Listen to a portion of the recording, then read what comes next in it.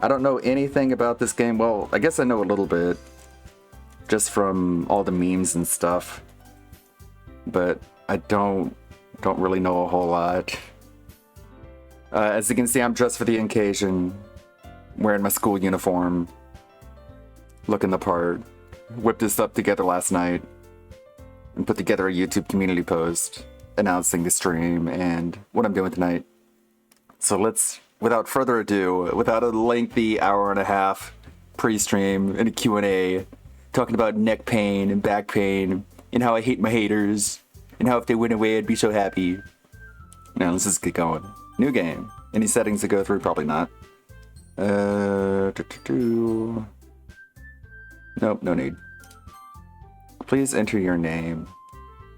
How about walk? Just put Ludwig. Nah, not two W's. Ludwig. There we go. It's more fitting. Alright, let's get going. Let's get this started. Hey! I'll be doing a lot of reading. Gonna have to be taking a lot of sips. I'm probably gonna kill my voice for tonight, but so let's get those vocal cords working. Hey! I see an annoying girl running toward me from the distance, waving her arms in the air. Like she's totally oblivious to any attention she might draw to herself. That girl is Sayori, my neighbor and good friend since we were children. You know, the kind of friend you never see yourself making today, but it just kind of works out because you've known each other for so long. We used to walk to school together on days like this, but starting around high school, she would oversleep more and more frequently, and I would get tired of waiting up. But if she's gone to chase after me like this, I almost feel better off running away. However, I just sigh and idle in front of the crosswalk and let Sayori catch up to me. I overslept again. She has the X eyes. I can do that too. Except the same button is bound to things being thrown at me, so every time I do that, things get thrown at me. Every time I undo it too. Makes sense, I guess. I overslept again. But I caught you this time. Maybe, but only because I decided to stop and wait for you. You say that like you were thinking about ignoring me. That's mean, Ludwig. Well, if people stare at you for acting weird, then I don't want them to think we're a couple or something. Fine, fine. But you did wait for me after all. I guess you don't have it in you to be mean, even if you want to. Whatever you say, Sayori. We cross the street together and make our way to school. As we draw near, the streets become increasingly speckled with other students making their daily commute. By the way, Ludwig, have you decided on a club to join yet? A club? I told you already, I'm really not interested in joining any clubs. I haven't been looking either. Man, that's not true. You told me you would join a club this year. Did I? I'm sure it's possible that I did, in one of our many conversations where I dismissively go along with whatever she's going on about. Sayori likes to worry a little too much about me when I'm perfectly content just getting by on the average while spending my free time on games and anime. I was talking about how I'm worried that you won't learn how to socialize or have any skills before college. Your happiness is really important to me, you know? And I know you're happy now, but I die at the thought of you becoming a NEET in a few years because you're not used to the real world. You trust me, right? Don't make me keep worrying about you. Alright. I'll look at a few clubs if it'll make you happy. No promises, though. Will you at least promise you'll try a little? Yeah, I guess I'll promise you that. Yay! Why do I let myself get lectured by such a carefree girl? More than that, I'm surprised I even let myself relent to her. I guess seeing her worry so much about me makes me want to ease her mind a little, at least a little bit, even if she does exaggerate everything inside of her head. The school day is as ordinary as ever, and it's over before I know it.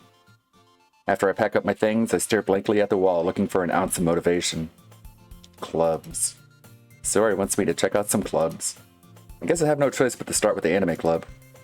Hello? Sayori? Sorry, must have come into the classroom while I was spacing out. I look around and realize that I'm the only one left in the classroom. How's chat doing? I moved chat up a little bit. I used to have it down here to where like everything was covering up. You know, like down here. But now you can't really see chat if I move it up here. Maybe if I scrunch it down a little bit. There we go. Hey Blank, hey Mr. Nobody. Thank you everybody.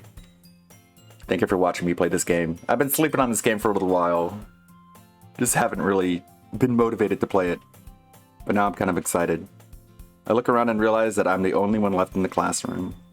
I thought I'd catch you coming out of the classroom, but I saw you just sitting here and spacing out, so I came in. Honestly, you're even worse than me sometimes. I'm impressed. You don't need to wait up for me if it's going to make you late to your own club. Well, I thought you might need some encouragement, so I thought, you know what? Well, that you could come to my club. Sayori? Yeah? There's no way I'm going to your club. Meanie?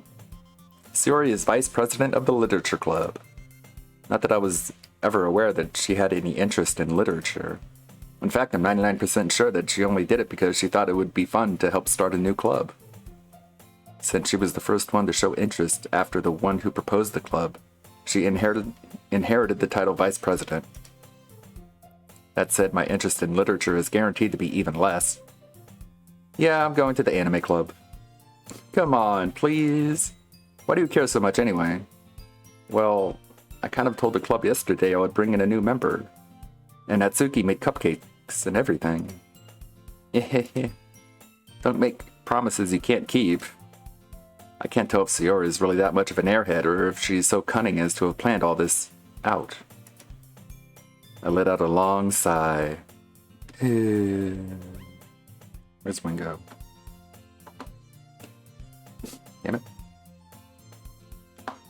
Sigh. God. Since I made the new soundboard, I moved some things around. There it is. Long sigh. Fine, I'll stop by for a cupcake, okay? Yes, let's go. And thus today, and thus, that word is ruined. And thus, today marks the day I sold my soul for a cupcake. I dejectedly follow Sayori across the room and upstairs, a section of the school I rarely visit, being generally used for third-year classes and activities. Sayori, full of energy, swings open the classroom door. Everyone, the new member is here. I told you, don't call me a new member. I glance around the room. Welcome to the literature club. It's a pleasure meeting you. I like her. Sayori always says nice things about you. Seriously, you brought a boy? Way to kill the atmosphere. Ah, Ludwig, what a nice surprise. Welcome to the club. ... All words escape me in this situation. This club is full of incredibly cute girls. What are you looking at? If you want to say something, say it. Sorry. Natsuki. The girl with the sour attitude, whose name is apparently Natsuki, is the one I don't recognize. Her small figure makes me think she's probably a first year. She is also the one who made cupcakes, according to Sayori. You could just ignore her when she gets moody. Sayori says that quietly into my ear, then turns back toward the other girls. Anyway, this is Natsuki, always full of energy. And this is Yuri, the smartest in the club. Don't say things like that. I like Yuri. Yuri here appears comparably more mature and timid. It seems to have a hard time keeping up with people like Sayori and Natsuki. Well, it's nice to meet both of you. And it sounds like you already know Monica, is that right? That's right. It's great to see you again, Ludwig. Monica smiles sweetly. We do know each other. Well, we rarely talked, but we were in the same class last year. Monica was probably the most popular girl in class. Smart, beautiful, athletic. Basically completely out of my league. So having her smile at me so genuinely feels a little, You too, Monica. Come sit down, Ludwig. We made room for you at the table, so you can sit next to me or Monica. I'll get the cupcakes. Hey, I made them. I'll get them. Sorry, I got a little too excited. Then how about I make some tea as well? The girls have a few desks arranged to form a table. As Sayori mentioned, it's been widened so that there is one space next to Monica and one space next to Sayori. Natsuki and Yuri walk over to the corner of the room where Natsuki grabs a wrapped tray and Yuri opens the closet. This is gonna kill my voice, isn't it? Oh boy. They need to add voiceover to this. Still feeling awkward, I take a seat next to Sayori. Natsuki proudly marches back to the table, tray in hand.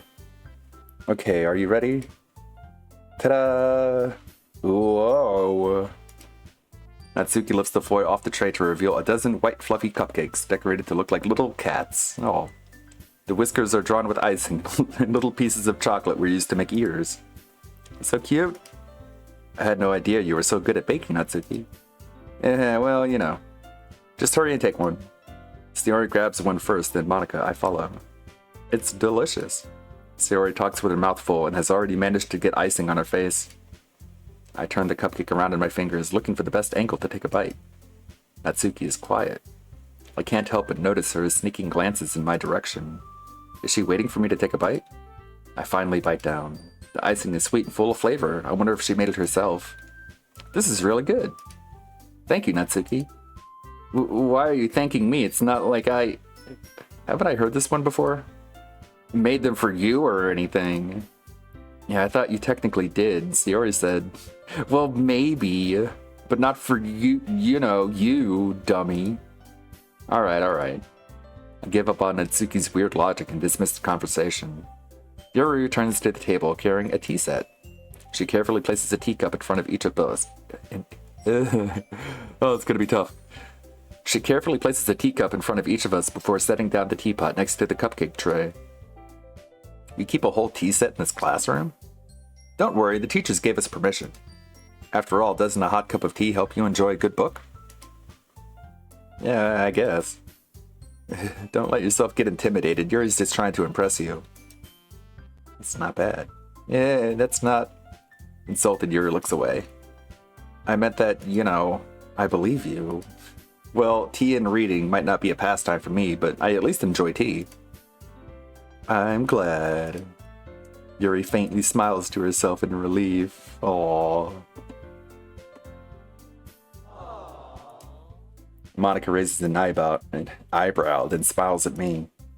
So, what made you consider the literature club? I was afraid of this question. Something tells me I shouldn't tell Monica that I was practically dragged here by Sayori. Well, I haven't joined any clubs yet, and Sayori seems really happy here, so... that's okay, don't be embarrassed. We'll make sure you feel right at home, okay? As president of the literature club, it's my duty to make the club fun and exciting for everyone. Monica, I'm surprised. How come you decided to start your own club? You could probably be a board member for any of the major clubs. Weren't you a leader of the debate club last year? Yeah, well, you know... No, I don't know. To be honest, I can't stand all the politics around the major clubs. It feels like nothing but arguing about the budget and publicity and how to prepare for events. I'd much rather take something I personally enjoy and make something special out of it. And if it encourages others to get into literature, then I'm fulfilling that dream. Monica really is a great leader. Yuri also nods in agreement. Then I'm surprised there aren't more people in the club yet. It must be hard to start a new club. You could put it that way. Not many people are very interested in putting all the effort to start something brand new, especially when it's something that doesn't grab your attention like literature. You have to work hard to convince people that you're both fun and worthwhile. But it makes school events like the festival that much more important. I'm confident that we can all really grow this club before we graduate. Right, everyone? Yeah, we'll do our best. You know it. Everyone enthusiastically agrees. It's a good group shot. Such different girls, all interested in the same goal. Monica must have worked really hard just to find these three. Maybe that's why they were all so delighted by the idea of a new member joining. Though I still don't really know if I can keep up with their level of enthusiasm about literature. So, Ludwig, what kind of things do you like to read? Well, considering how little I've read the past few years, I don't really have a good way of answering that. Manga. I mutter quietly to myself, half joking. Natsuki's head suddenly perks up. It looks like she wants to say something, but she keeps quiet. Not much of a reader, I guess. Well, that can change.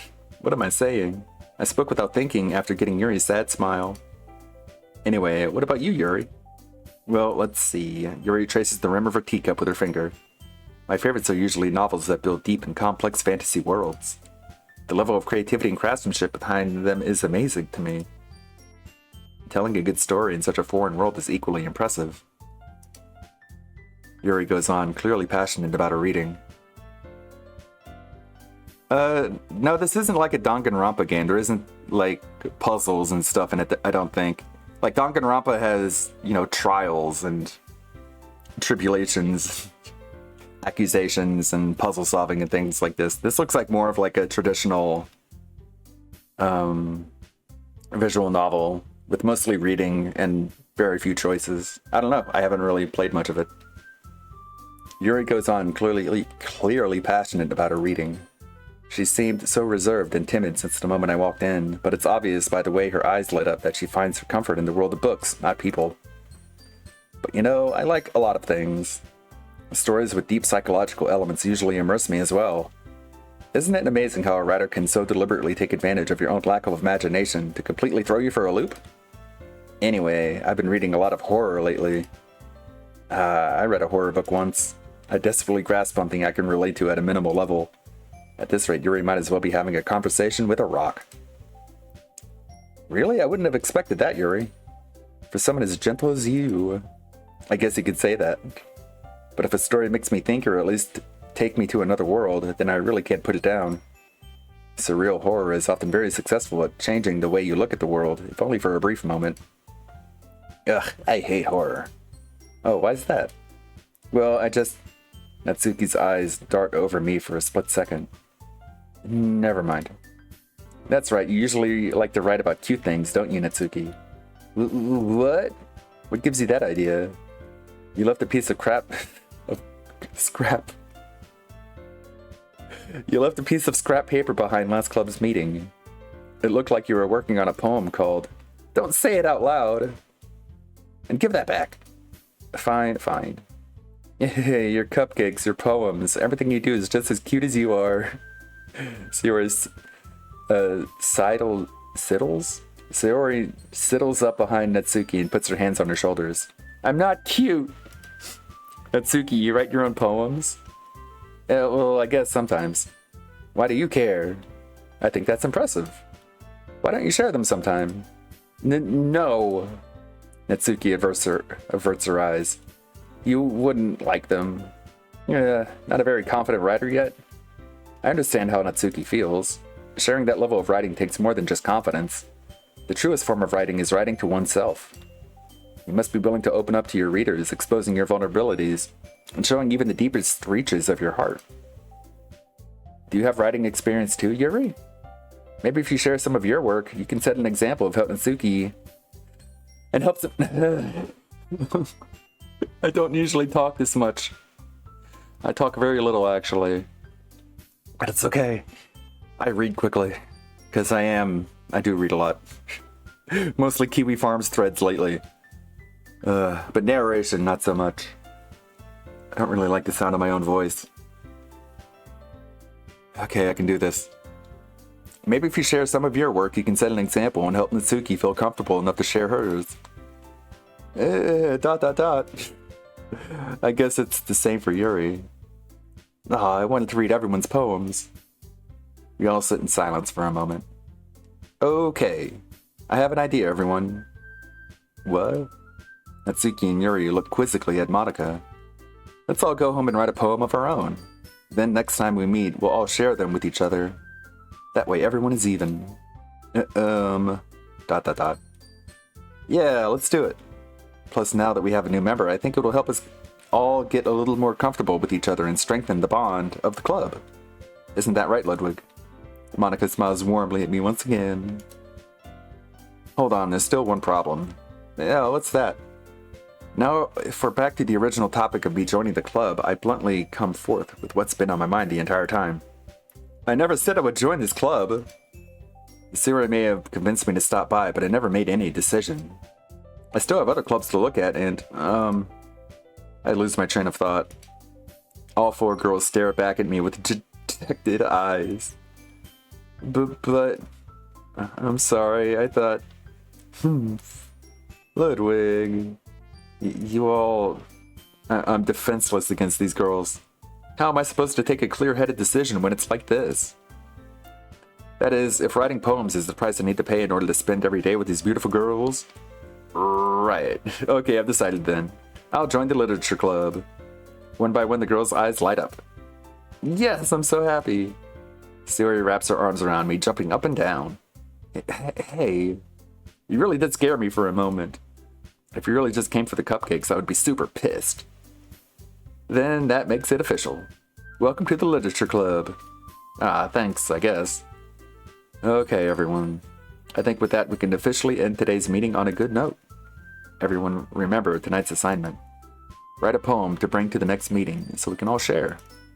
Monica looks over me once more. Ludwig, I look forward to seeing how you express yourself. Yeah. Can I really impress the class star Monica with my mediocre writing skills? I already feel the anxiety welling up inside me. Meanwhile, the girls continue to chit-chat as Yuri and Natsuki clean up their food. Hey Ludwig, since we're already here, do you want to walk home together? That's right, Sayori and I never walk home together anymore because she always stayed after school for clubs.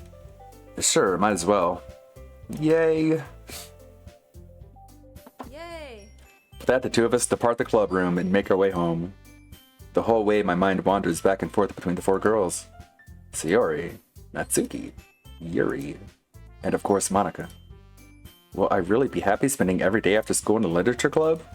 Perhaps I'll have the chance to grow closer to one of these girls.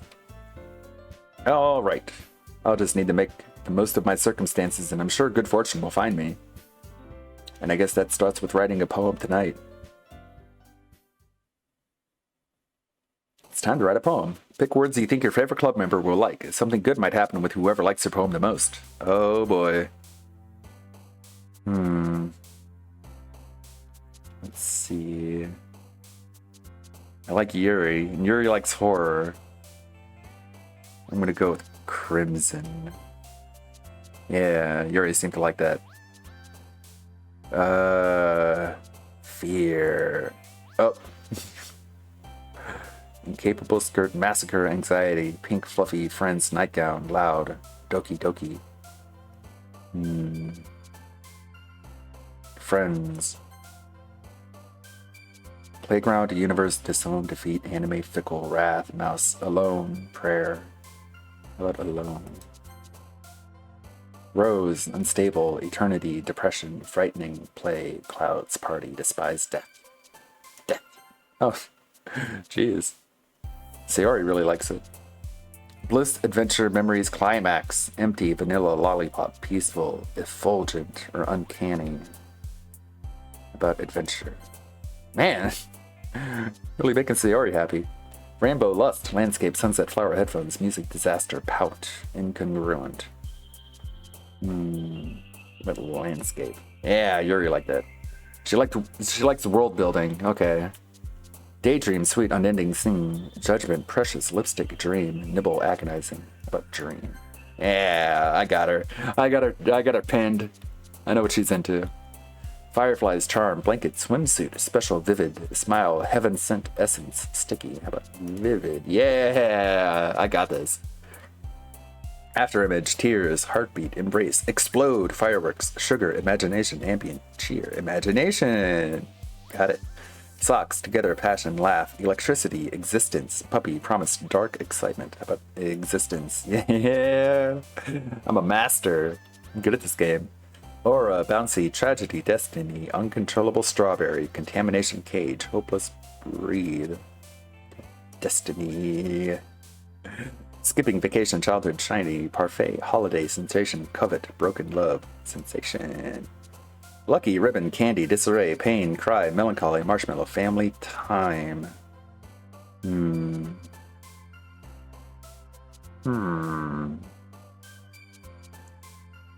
Oh, this is a tough one. No, Melancholy. Yeah, I got it. So, sewer slide, graveyard, kiss, color, infallible, pure, poof, question, pleasure, atone. Question, yes. Amazing, vibrant, giggle, unrestrained, bunny, shopping, misfortune, sadness, horror, vitality. Yes, of course, horror. Unrequited, peace, sunny, fantasy, variance, happiness, wonderful, captive, bubbles, and nature. Fantasy. No, fuck. Chocolate, meeker, jumpy, games, melody, extreme, fleet, misery, whirlwind, and cute.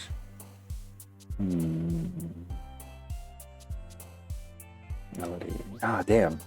Determination, spinning. Heart, clumsy, hop, beauty, secretive. Hair, silly, and infinite.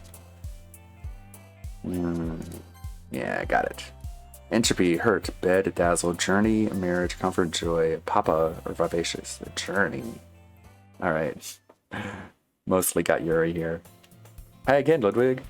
Glad to see you didn't run away on us. Ha ha ha. Nah, don't worry. This might be a little strange for me, but I at least keep my word. Well, I'm back at the literature club. I was the last to come in, so everyone else is already hanging out. Thanks for keeping your promise, Ludwig. I hope this isn't too overwhelming for a commitment for you. Making you dive headfirst into literature when you're not accustomed to it. Oh, come on, like he deserves any slack. Sayori told me you didn't even want to join any clubs this year. And last year, too. I don't know if you plan to just come in here and hang out or what. But if you don't take it seriously, then you won't see the end of it. Hatsuki, you certainly have a big mouth for someone who keeps her manga collection in the club room. Natsuki finds herself stuck between saying Monica and manga. Manga is literature. Swiftly defeated, Natsuki plops back into her seat. Don't worry, guys. Ludwig always gives his best as long as he's having fun. I sure do. He helps me with busy work without me even asking. Like cooking, cleaning my room. How dependable. Sayori, that's because your room is so messy it's distracting. And you almost set your house on fire once. Is that so? You two are really good friends, aren't you? I might be a little jealous. How come? You and Ludwig could become good friends too. Yes. Sayori. Dot. As usual, Sayori seems oblivious to the weird situation she just put me into. Oh, Yuri even brought you something today, you know. Nice. Oh, wait, Sayori. Me? Not really. Don't be shy. It's really nothing. What is it? Never mind. Sayori made it sound like a big deal when it's really not. What do I do? I'm sorry, Yuri, I wasn't thinking. I guess that means it's up to me to rescue the situation. Hey, don't worry about it. First of all, I wasn't expecting anything in the first place. So any nice gesture from you is a pleasant surprise. It'll make me happy no matter what. Is that so? Yeah, I won't make it a big deal if you don't want it to be. Alright, well, here. Yuri reaches into her bag and pulls out a book. I didn't want you to feel left out, so I picked out a book that I thought you might enjoy. It's a short read, so it should keep your attention, even if you don't usually read. And we could, discuss it if you wanted. Oh, yeah. This is... How is this girl accidentally being so cute? She even picked out a book she thinks I'll like, despite me not reading much. Yuri, thank you. I'll definitely read this. I enthusiastically take the book. Phew. Well, you can read it at your own pace. I look forward to hearing what you think. Now that everyone's settled in, I expected Monica to kick off some scheduled activities for the club. But that doesn't seem to be the case. Sayori and Monica are having a cheery conversation in the corner. Yuri's face is already buried in a book. I can't help but notice her intense expression, like she was waiting for this chance. Meanwhile, Natsuki is rummaging around in the closet. This is fun. I'm really curious to talk to Yuri a little bit more, but at the same time I would feel bad for distracting her from reading. I catch a glimpse of the cover of her book. It looks like the same book that she lent to me. More than that, she seems to be on the first few pages. Crap. I think she noticed me looking at her. She sneaks another glance at me, and our eyes meet for a split second. Ara. But that only makes her hide her face deeper into her book. Sorry. I was just spacing out. I mutter this, sensing I made her uncomfortable. Oh, it's fine. If I was focused, then I probably wouldn't have noticed in the first place. But I'm just rereading a bit of this, so... That's the book you gave me, right? Mm-hmm. I wanted to reread some of it. Not for any particular reason. Just curious, how come you have 2 copies of the same book? Well, when I stopped at the bookstore yesterday... that's not what I meant. I mean... I just happened to buy 2 of them. Ah, I see. There's something fairly obvious in here that Yuri isn't telling me, but I decided to let it go. I'll definitely start reading it soon. I'm glad to hear. Once it starts to pick up, you might have a hard time putting it down. It's a very engaging and relatable story. Is that so? What's it about anyways? Well, Yuri closes the book and scans her eyes over the back. The book is titled Portrait of Markov. There is an ominous-looking eye symbol on the front cover. Alright, I just wanted to make sure I didn't accidentally give anything away. Basically, it's about this girl in high school who moves in with her long-lost younger sister. But as soon as she does so, her life gets really strange. She gets targeted by these people who escaped from a human experiment prison. And while her life is in danger, she needs to desperately choose who to trust. No matter what she does, she ends up destroying most of her relationships, and her life starts to fall apart. That's kind of, it's kind of dark, isn't it? Yuri made it sound like it was going to be a nice story, so that dark turn came from nowhere. Yuri gently giggles all of a sudden. Are you not a fan of that sort of thing, Ludwig? No, it's not that. I mean, I can definitely enjoy those kinds of stories, so don't worry. I hope so. Yeah, I totally forgot that Yuri is into those things. She's so shy and reclusive on the outside, but her mind seems to be completely different. It's just that those kinds of stories, they challenge you to look at life from a strange new perspective. When horrible things happen, not just because someone wants to be evil, but because they have their own goals or their own philosophy that they believe in. Then suddenly when you thought you related to the protagonist, they made out to be the naive one for letting their one-sided morals interfere with the villain's plans. I'm rambling, aren't I? Not again. I'm sorry. Hey, don't apologize. I haven't lost interest or anything. Well, I guess it's alright then. But I feel like I should let you know that I have this problem. When I let things like books and writing fill my thoughts, I kind of forget to pay attention to other people. So I'm sorry if I end up saying something strange. And please stop me if I start talking too much. I really don't think you need to worry. That just means you're passionate about reading.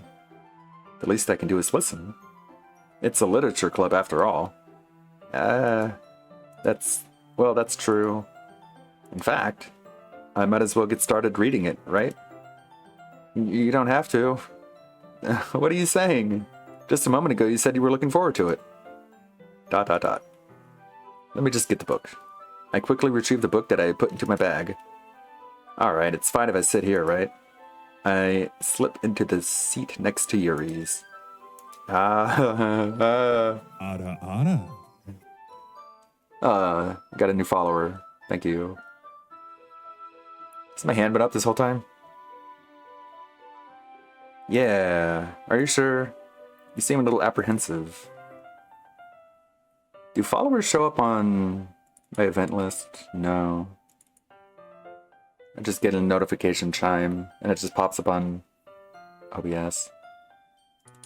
Let me see here. The way I can see things a little better. That's... I'm sorry. It's not that I don't want you to. It's just something I'm not very used to. That is, reading in company with someone. I see. Well, just tell me if I end up distracting you or anything. Alright. I open the book and start the prologue. I soon understand what Yuri means about reading in company. It's as if I can feel her presence over my shoulder as I read. It's not a particularly bad thing. Maybe a little distracting, but the feeling is somewhat comforting. Yuri is in the corner of my eye. I realize that she's not actually looking at her own book. I glance over. It looks like she's reading from my book instead. Sorry. She's so cute. I was just... Yuri, you really apologize a lot, don't you? I do? I don't really mean to. Sorry. Man, my hand. I mean, here, this should work, right? I slide my desk until it's up against Yuri's and hold my book more between the two of them. I suppose so. Yuri timidly closes her own copy. Once we each lean in a little bit, our shoulders are almost touching. Ara. Feels like my left arm is in the way, so instead I use my right hand to hold the book open. I guess that makes it kind of difficult to turn the page. Here. Yuri takes her left arm and holds the left side of the book between her thumb and her forefinger. I do the same thing with my right arm on the right side of the book. That way I turn a page and Yuri slides it under her thumb after it flips to her side. But in holding it like this, we're huddled even closer than before.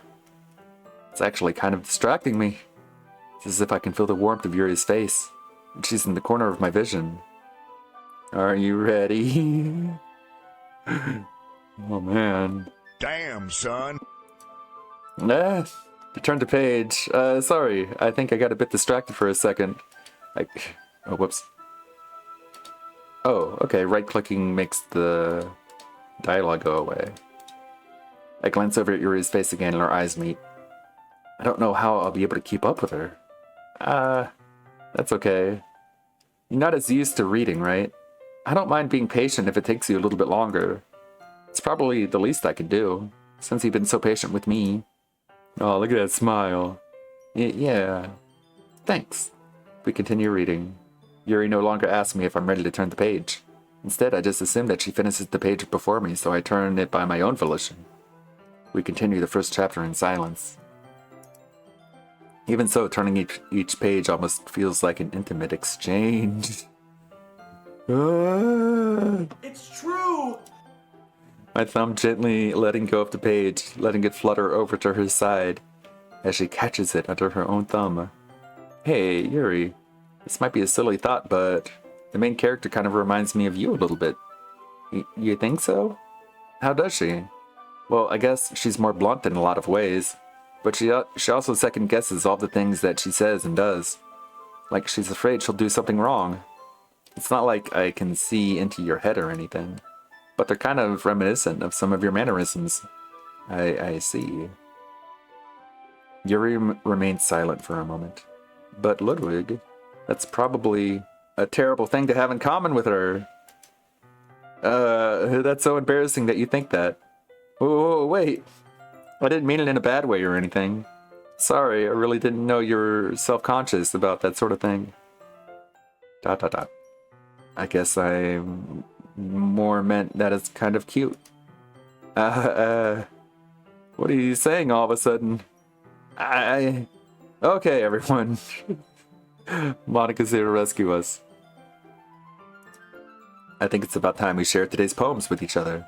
We might not have enough time if we wait too long. Yuri exhales, spared from finishing her thought.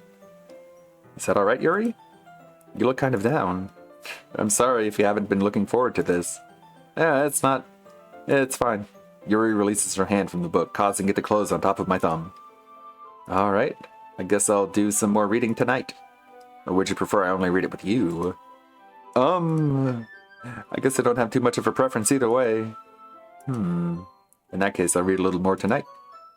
It'll be more fun to read with you after it picks up a bit, you know? That's good reasoning. In that case, feel free to finish the first 2 chapters on your own time. All right. I stand up. I make a mental note of where I left off in the book and slip it back into my bag. By the way, did you remember to write a poem last night? Yeah. My relaxation ends. I can't believe I agreed to do something so embarrassing. I couldn't really find that much inspiration since I've never really done this before. Well, now that everyone is ready, why don't you find someone to share with? I can't wait. Sayori and Monica enthusiastically pull out their poems. Sayori's is on a wrinkled sheet of loose leaf, torn from a spiral notebook. On the other hand, Monica wrote hers on a composition notebook.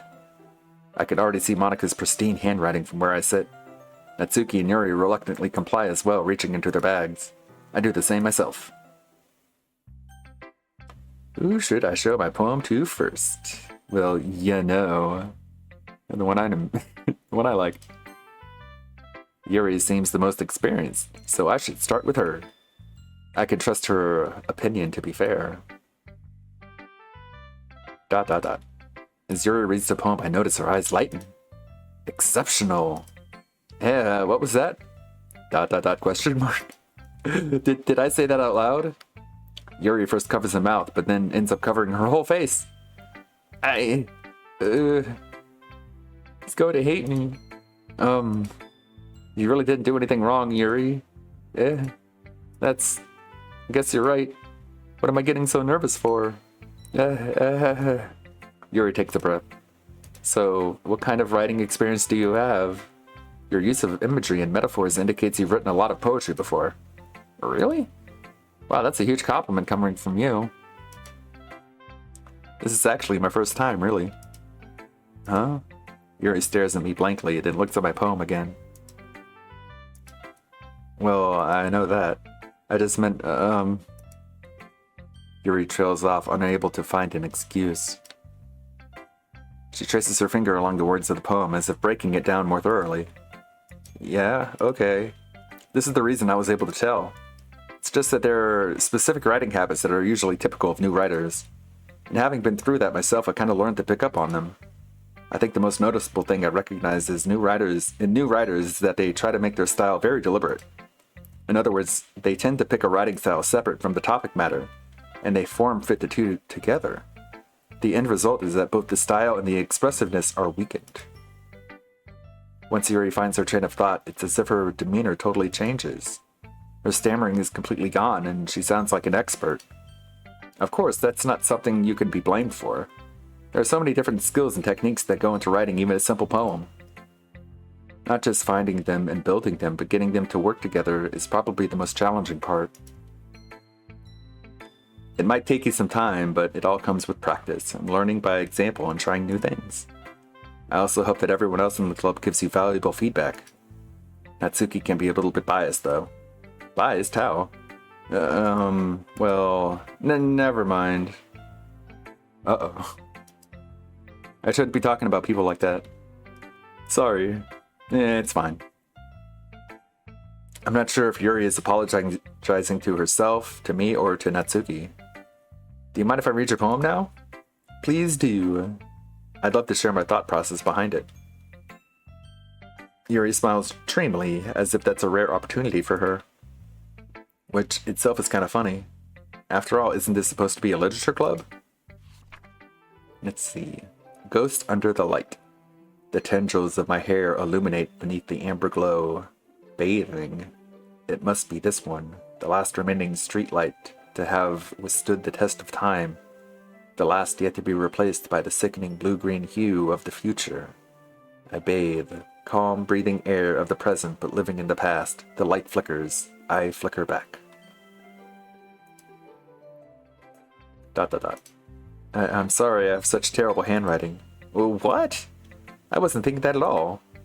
But it took you a long time to read. Well, I just don't read script very often. I actually think your handwriting is pretty. That's a relief. Also, I like the poem. Even though it's short, it was really descriptive. It wasn't too short, right? I usually write longer poems. Not at all. I'm really glad you like it. I'll be honest. Since it's our first time sharing, I wanted to write something a little more mild. Something easy to digest, I suppose. Are you into ghosts, Yuri? Actually, the story isn't about a ghost at all, Ludwig. Really? I must have totally missed the point.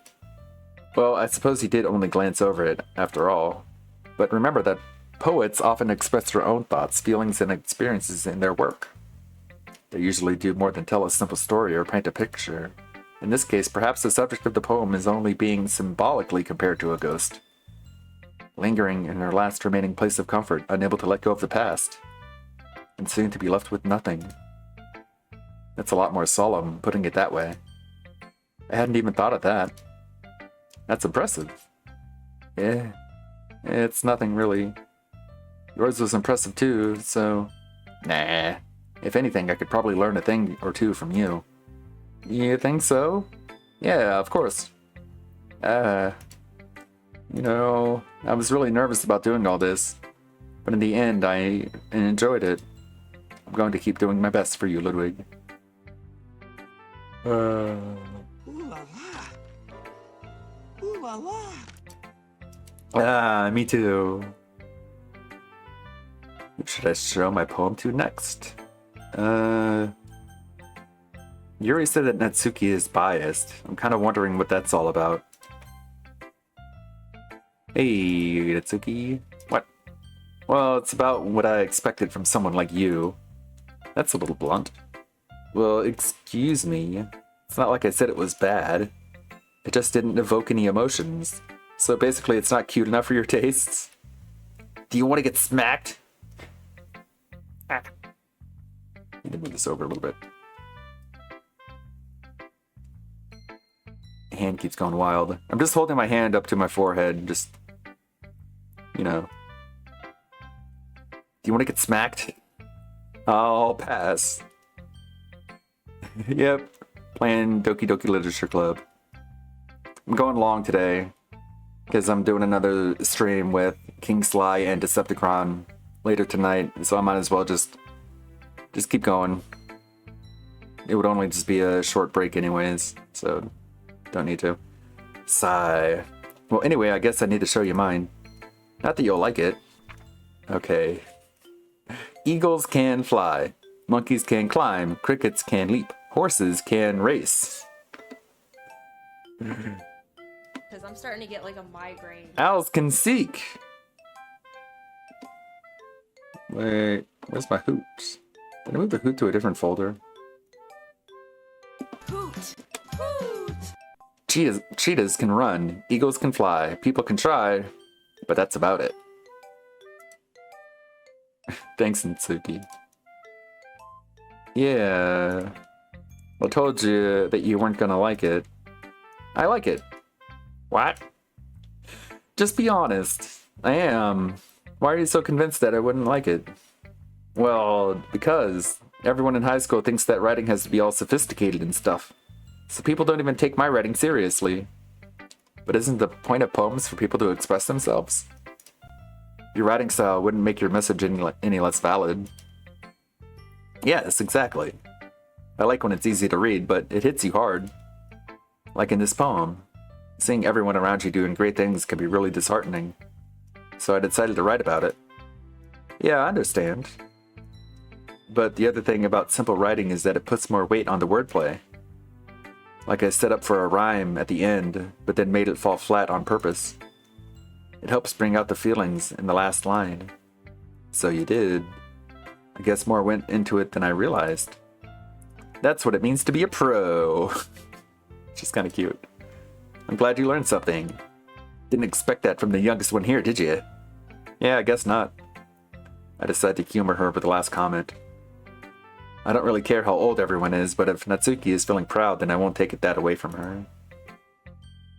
Who's next? I'll save Monica for last. Siri. This is a good poem, Ludwig. Are you sure it's your first time? Of course. It's not that good. I'm not the kind of guy who would be writing poems in his spare time. Yeah, I guess you're right. That's why it impressed me. Well, to be honest, I was afraid that you wouldn't do it seriously. That you wouldn't write one at all. I'm really happy that you wrote one. It just reminds me of how you're really a part of the club now. Not to mention the fact that I'm standing in front of you in the club room. Well, of course. I'm not really into it yet, but that doesn't mean I'll break my promise. You see? It's like I said before, Ludwig. Deep down, you're not selfish at all, you know? Trying new things like this is for other people. That's something that only really good people do. What'd you share, Dominic? Emmy. Let me look. Ooh. Another Azline figure. Treasure.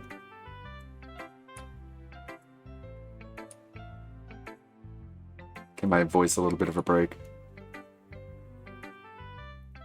Man. I wonder if this is the kind of stuff I could do if I get really good at 3D modeling. She's pretty well endowed. Get another one from Billy.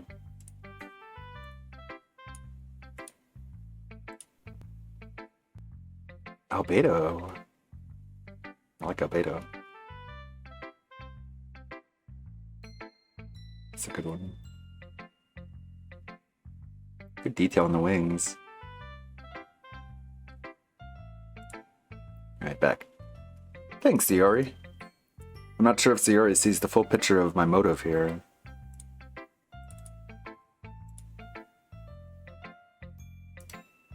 Then again, I can't deny that she's part of the reason I joined, knowing how much this means to her and all. Yeah, and I'm gonna make sure you have lots of fun here, okay? That would be my way of thanking you. Alright, I'm gonna hold you to that then. I think DSP did play this game, didn't he? I'm gonna have to watch. Like, this is how you don't play. I don't know how he would manage to fuck this up, but I'm sure he did somehow. It seems to be the running theme. Yay! Yay! I think I would manage to fuck up anything. Now, you'll read my poem too, right? Don't worry, I'm really bad at this. Well, we'll see about that. Dear sunshine, the way you glow through my blinds in the morning, it makes me feel like you missed me, kissing my forehead to help me out of bed, making me rub the sleepy from my eyes. Are you asking me to come out and play? Are you tasting me to wish away a rainy day? I look above, the sky is blue. It's a secret, but I trust you too. If it wasn't for you, I could sleep forever, but I'm not mad. I want breakfast. Okay. Sayori, this is just a guess, but did you wait until this morning to write this? No, just a little bit. You can't answer just a little bit to a yes or no question. I forgot to do it last night. Well, at least that makes me feel a little bit better about myself. Don't be mean. I still tried my best. Yeah. I didn't mean to say that like it was a bad poem. It came out nice, or how should I put it? It sounds just like you. Really? Yeah, especially that last line. I made eggs and toast. Even though you were late to school. It's bad to skip breakfast. I get all cranky. Well, I guess there's no point in arguing. Anyway, thanks for showing me.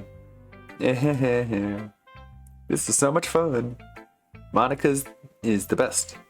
Yeah, but next time I won't forget. And I'm gonna write the best poem ever. Well, I guess I look forward to it. Last one. Hi, Ludwig. Having a good time so far? Yeah. Good, glad to hear it. By the way, since you're new and everything, if you ever have any suggestions for the club, like new activities or things we can do better, I'm always listening. Don't be afraid to bring things up, okay? Alright, I'll keep that in mind. Of course I'll be afraid to bring things up. I'm much better off just going with the flow until I'm more settled in. Anyway, want to share your poem with me? It's kind of embarrassing, but I guess I have to. Don't worry, Ludwig. We're all a little embarrassed today, you know? But it's just that sort of barrier that we'll all learn to get past soon. Yeah, that's true. I hand Monica my poem. Great job, Ludwig. I was going ooh in my head while I was reading it. It's really metaphorical. I'm not sure why, but I didn't expect you to go for something so deep. I guess I underestimated you. It's easiest for me to keep everyone's expectations low. That way it always counts when I put in some effort. It's not very fair. Well, I guess it worked anyway. You know that Yuri likes this kind of writing though, right? Yes, I do. I do indeed. Writing that's full of imagery and symbolism. Unlike Sayori, who likes using simple and direct words to describe happiness and sadness, Yuri likes it when readers are left to derive their own meaning out of it. It's very challenging to write like that effectively, both allowing people to get something out of it just by feel, or letting them deeply analyze all of the nuances. It can take years of practice, which I'm assuming Yuri has at this point. I never really asked, though. I'm sure I'm nowhere near her level yet. Don't worry so much about that. You do your own thing. Just keep exploring and learn by trying new things. I'm sure I'll end up trying different things a lot. It could take a while before I feel comfortable doing this. Yeah, it's okay. I'd love to see you try new things. Take a sip. I'm gonna need coffee today if I'm gonna go long. Just got my iced tea so far. That's the best way to find the kind of style that suits you. Everyone else might be a little bit biased towards their own kinds of styles, but I'll always help you find what suits you the most. So don't force yourself to write the way everyone else wants you to write. It's not like you have to worry about impressing them or anything. Ah ha ha ha. Ah ha ha ha. Anyway, do you want to read my poem now? Don't worry, I'm not very good. You sound pretty confident for someone who claims to not be very good. Well, that's because I have to sound confident. That doesn't mean I always feel that way, you know? Yeah, I see. Well, let's read it then. Hole in wall. It couldn't have been me. See, the direction the sparkle protrudes. A noisy neighbor? An angry boyfriend? I'll never know. I wasn't home. I peer inside for a clue. No, I can't see. I reel, blind, like a film left out in the sun.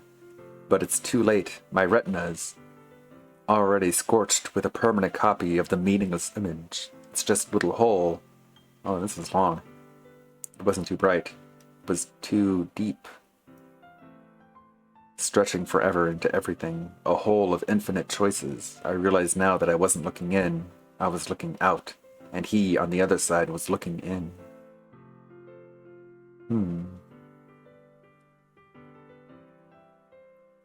Oh, the direction of the spackle protrudes. So it is about a hole in the wall.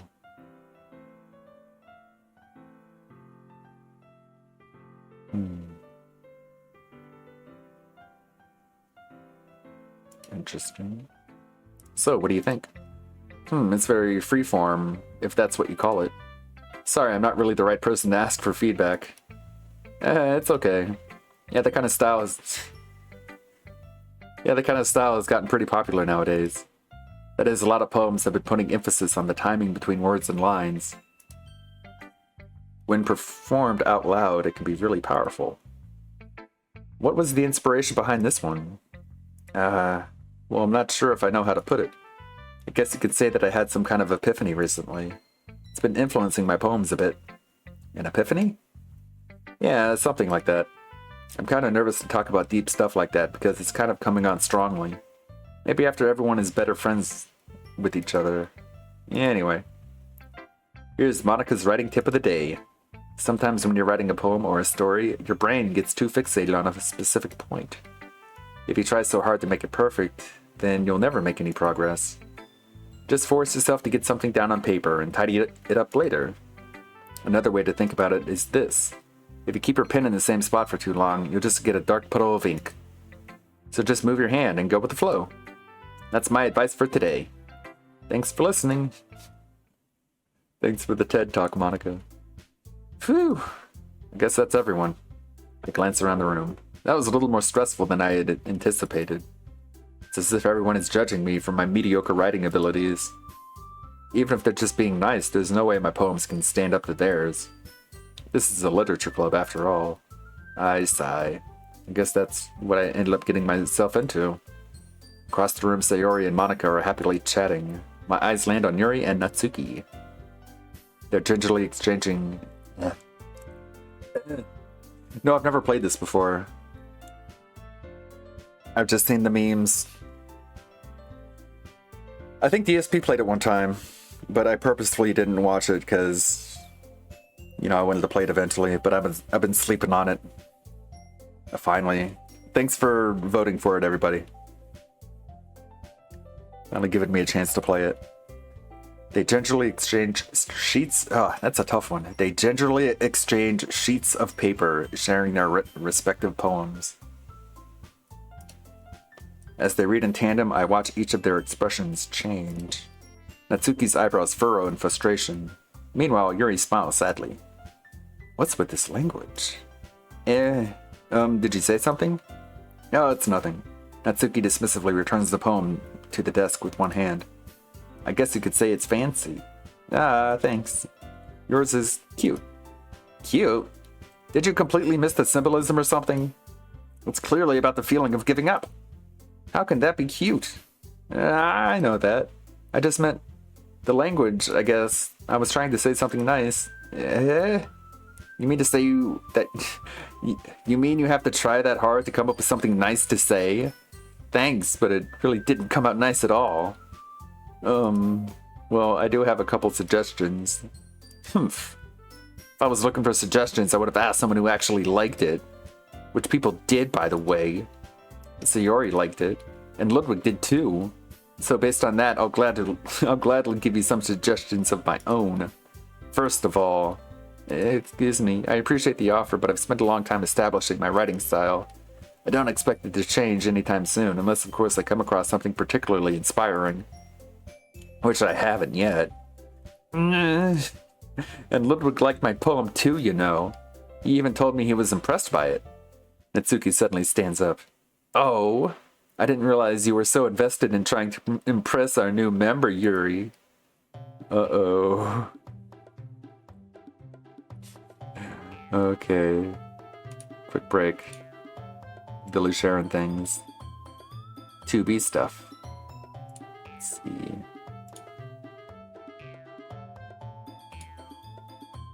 Whoops. No.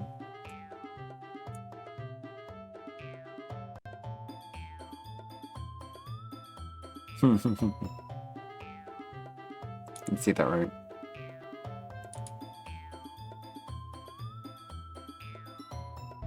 How do you even say the name of that game? Is it Nikki? How do you pronounce Nikki? Nikki? That's a good one.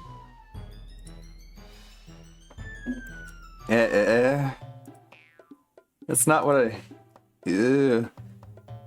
Nikkei, okay. Thank you, Nikkei. Nikkei? Or Nikkei? You're just... Yuri stands up as well. Maybe you're just jealous that Ludwig appreciates my advice more than he appreciated yours. Huh? And how do you know he didn't appreciate my advice more? Are you that full of yourself? No. If I was full of myself, I would deliberately go out of my way to make everything I do overly cutesy. Ew. Is everyone okay? Well, you know what? I was the one who's...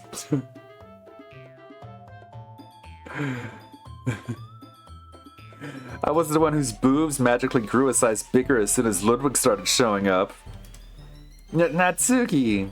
Natsuki, that's a little... That doesn't involve you. I don't like fighting, guys. Suddenly, both girls turned toward me as if they noticed I was standing there. Ludwig, she's just trying to make me look bad. It's not true. She started it. Wish she could get over herself and learn to appreciate that simple writing is more effective, and this wouldn't have happened in the first place. What's the point of making your poems all convoluted for no reason? The meaning should jump out at the reader, not force them to have to figure it out. Help me explain that to her, Ludwig. Whoa, wait. There's a reason we have so many deep and expressive words in our language. It's the only way to convey complex feelings and meaning the most effectively. Avoiding them is not only unnecessarily limiting yourself, it's also a waste. You understand that, right, Ludwig? Well... ... How did I get dragged into this in the first place? It's not like I know anything about writing. But whomever I agree with, they'll probably think more highly of me. Of course. I gotta go with Yuri. Natsuki. You're right that I liked your poem. See? Wait. That's not an excuse for you to be so mean. You shouldn't pick a fight just because someone's opinion is different. That's not what happened at all. Yuri wouldn't even take my poem seriously. I understand. Yuri. You're a seriously talented writer. It's not so secret that I was impressed. Well, but here's the thing. No matter how simple or refined someone's writing style is, they're still putting feelings into it, and it becomes something really personal. That's why Natsuki felt threatened when you said that our poem was cute. I see. I didn't notice that I'm sorry. But Natsuki, you took it way too far. Yuri means well, and if you just told her how you felt, then this wouldn't have happened in the first place. Are you kidding? That's exactly what I did. It was her that... Natsuki, I think that's enough. You both said some things that you didn't mean. Yuri apologized. Don't you think you should too? Natsuki clenches her fists. In the end, nobody has taken her side. She's trapped, at this point being defiant only because she can't handle the pressure. I end up feeling bad for her. Sometimes when I'm hurt, it helps to take a walk and clear my head. Sayori, she doesn't need to... You know what? I'm gonna do that. It'll spare me from having to look at all your faces right now. Without warning, Natsuki snatches her own poem up from the desk and storms out. On her way out, she crumples up the poem with her hands and throws it in the trash. Natsuki, she really didn't need to do that. I look across the room. Yuri has her chin buried in her hands while she stares down at her desks. I gingerly approach her and sit at an adjacent chair. Poor Yuri. Sigh. Everything alright? I'm so embarrassed. I can't believe I acted like that. Nurgle's playing Elden Ring. You probably hate me now. No, Yuri. How could anyone not have gotten frustrated after being treated like that? You handled it as well as anyone could. I don't think any less of you. Well, alright, I believe you. Thanks, Ludwig, you're too kind. I'm thankful to have you as part of this club now. It's nothing. One more thing. That one thing that Natsuki said about, I would never do anything so shameful. Was Natsuki claiming that Yuri is patting her bra? So, what thing did Natsuki say?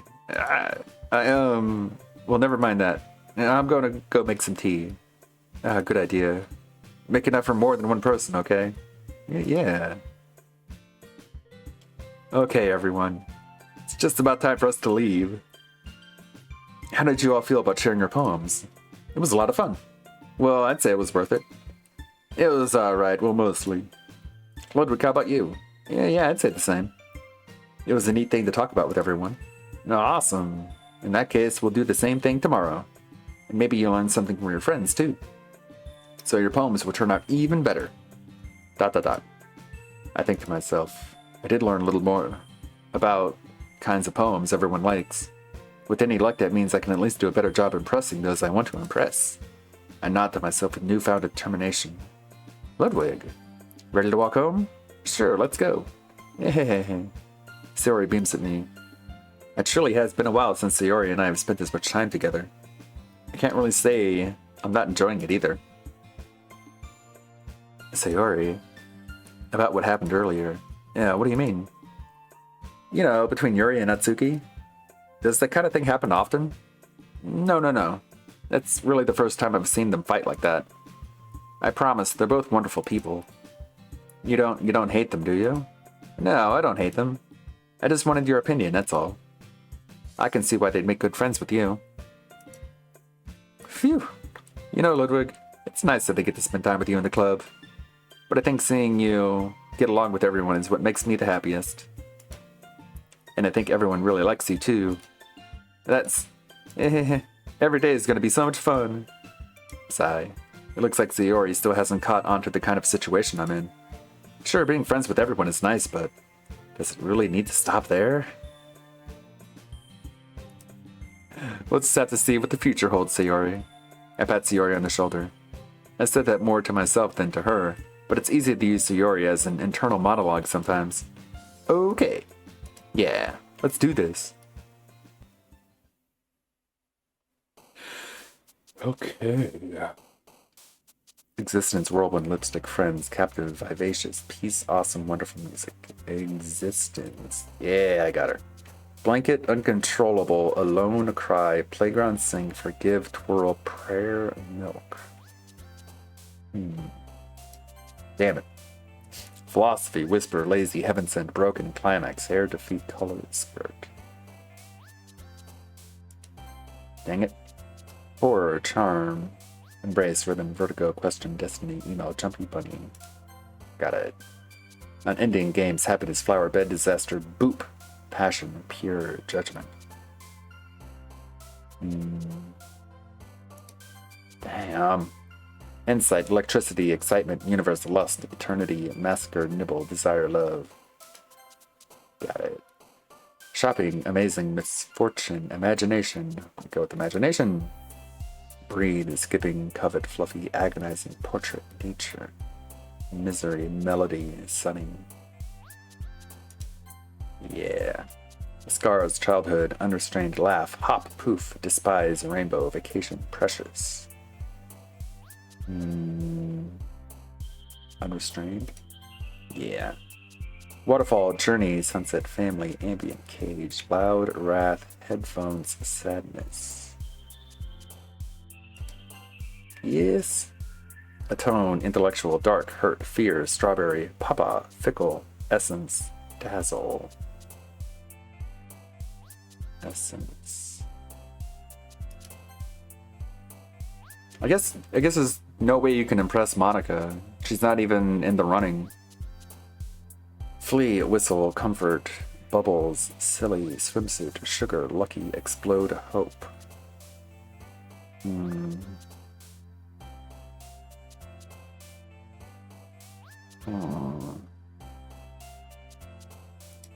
Damn.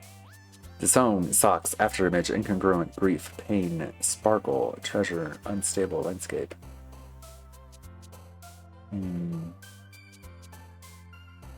Landscape? Yeah. Kawaii, party, incapable, extreme, daydream, shame, analysis, pink, disarray, depression.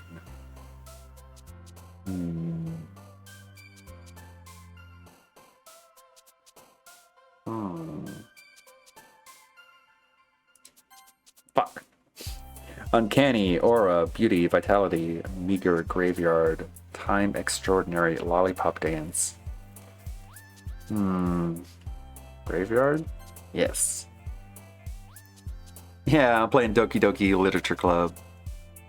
I'm trying to get with Yuri because she's my type. Adventure, ocean, hopeless, infallible, vibrant, frightening, determination, parfait, melancholy, fireworks. Fun, fester, vivid, nightgown, clumsy, entropy, unrequited, promise, marshmallow, puppy.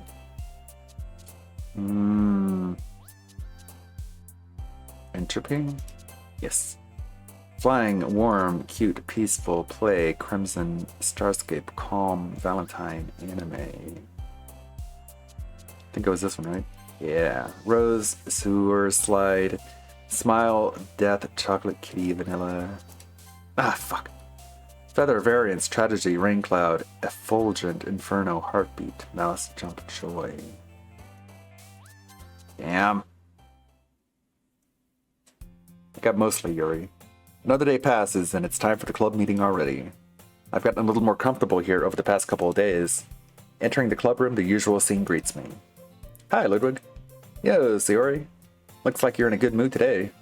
I'm just still not used to you being in the club, that's all. I see. That's a pretty simple thing to get you in a good mood. But I guess it's always the simple things with you anyway. Speaking of which, I'm kinda hungry. Will you come with me to buy a snack? No, thanks. That's not like you at all. I have my reasons. Why don't we take a look at your purse, Sayori? Why is that all of a sudden? No reason, really. I just wanted to get a look at it. Sayori nervously retrieves her coin purse. She fumbles with the latch and gets it open. Then she turns it upside down and its contents spill onto the desks. Only 2 small coins fall out. I knew it. I can see right through you, Sayori. That's not fair. How did you even know? It's simple. If you had enough money in the first place, you would have bought a snack before coming to the club room. So either you're not hungry and wanted an excuse to take a walk, or you planned to conveniently forget that you spent all your money so that I would lend you some. But there's one more thing. You're always hungry, and so that only leaves the one option. Ooh, I give up. Ah. Don't make me feel guilty. If you feel guilty, that means you deserve to feel guilty. Yuri suddenly giggles. I didn't notice that she was listening in. Her face is in her book as always. I wasn't listening or anything. It was just something in my book. Yuri, tell Ludwig to let me borrow some money. Don't get me involved like that, Sayori. Besides, you should only buy what you can responsibly afford. And frankly, after pulling a mischievous little stunt like that, your suffering is fair enough retribution. ... Did I didn't mean it like that.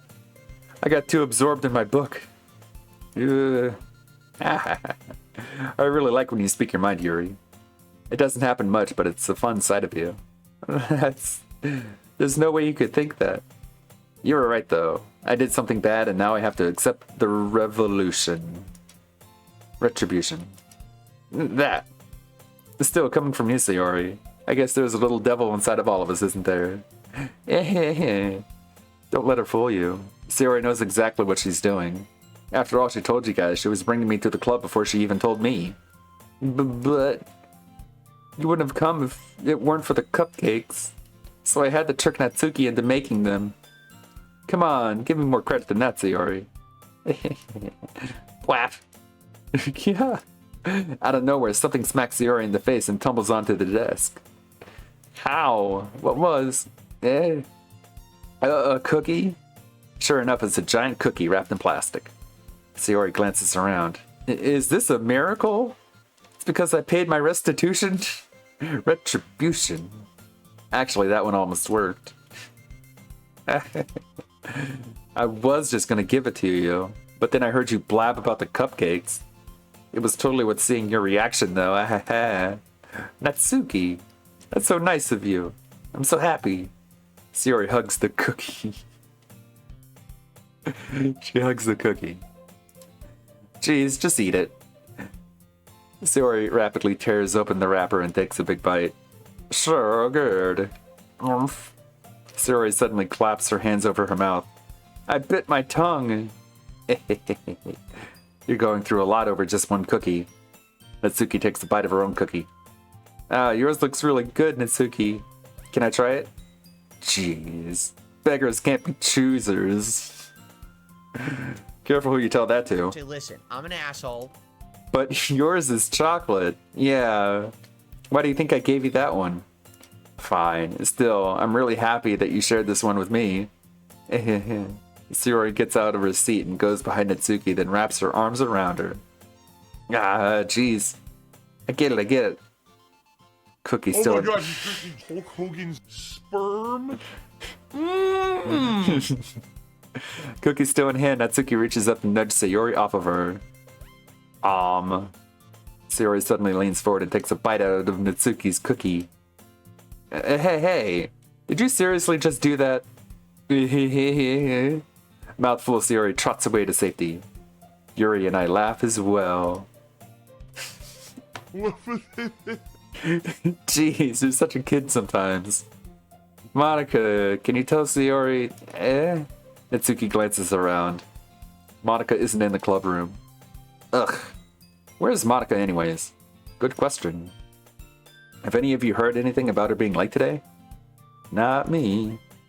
Yeah, I haven't either. That's a bit unusual. I hope she's okay. Of course she's okay. She probably just had something to do today. She's pretty popular after all.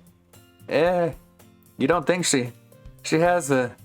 I wouldn't be surprised. She's probably more desirable than all of us combined.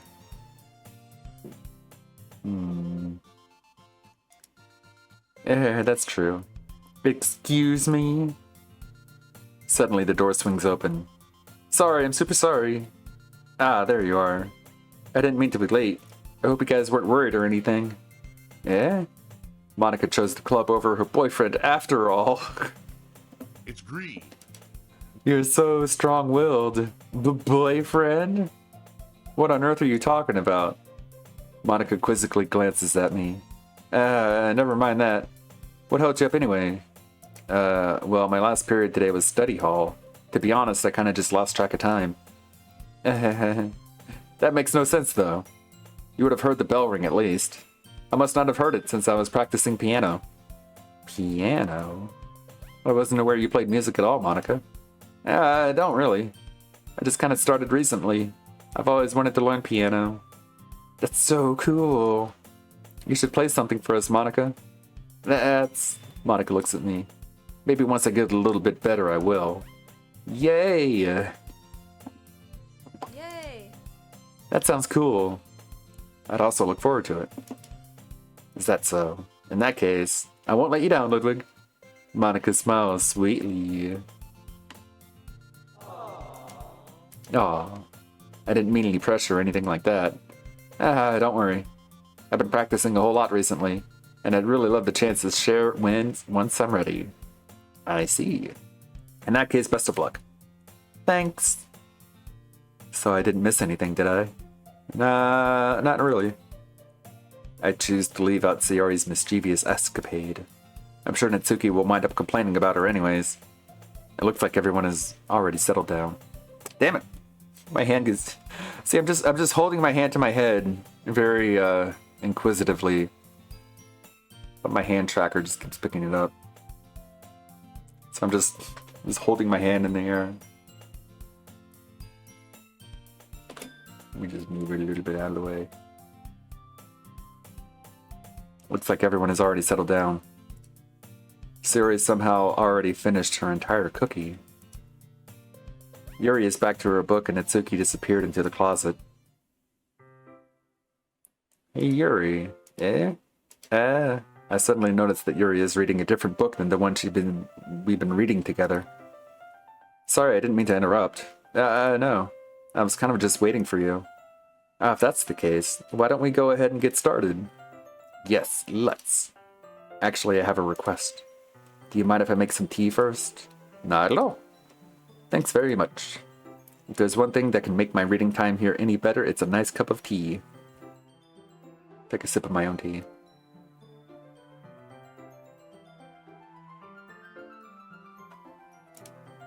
Not to mention for yourself as well. Yuri stands up and makes her way to the closet. I follow and watch as she retrieves a small water pitcher from the shelf, the kind with a filter inside. Can you hold this for a second? Sure. Yuri hands me the water pitcher and also fetches an electric kettle. I'm going to plug this in at the teacher's desk and then we'll get to some water. She walks past me and sets the kettle down on the teacher's desk. I simply watch her movements. To my surprise, the way she moves really contrasts her speaking mannerisms. Especially because of her long legs, Yuri appears elegant and methodical. Okay, may I have the water pitcher? Thanks, I'll be right back. Might as well walk with you. Yeah, why not? Shall we go then? Yeah. Where are you two off to? Eh? Yuri was going to make me some tea, so I suddenly realized how weird it sounds to explain this to Monica. We're just filling the water pitcher. Okay. I'm sorry, I was just a little bit curious. That's kind of a one-person job, isn't it? That's, Monica, please mind your own business for once. Ooh. Yuri's getting a little, feisty. Or do you want to tell me there's something wrong with helping involve Ludwig in club activities? My mouth gapes. I suppose there's nothing wrong with that? Then let's go, Ludwig.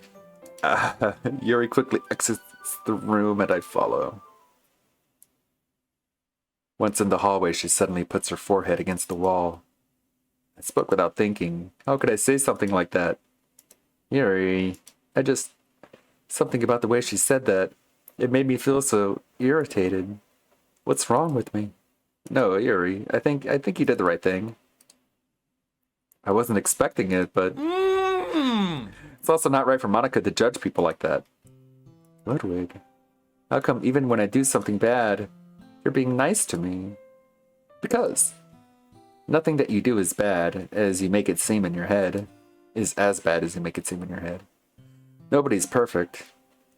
We have emotions, and we can't always hide them away. But you always amplify things in your head. Your mind turns a light rain shower into a hurricane. No. Wouldn't you hate me for something as terrible as that? Why would I hate you? I can't hate someone for having emotions. I like it. Do. What kind of friend would do that?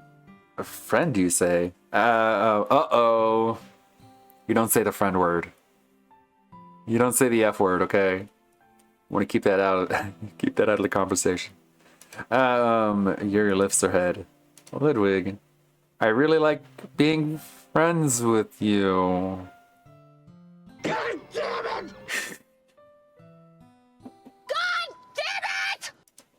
it! Thanks, Yuri. I like being friends with you too. I feel kind of awkward saying something like that, but I'm doing my best to help Yuri feel better. Anyway, yeah, shall we go? Yeah. Yuri and I walk to the nearest water fountain. Once we fill up the water pitcher, we return to the classroom. Ludwig, do you like oolong tea? Yeah.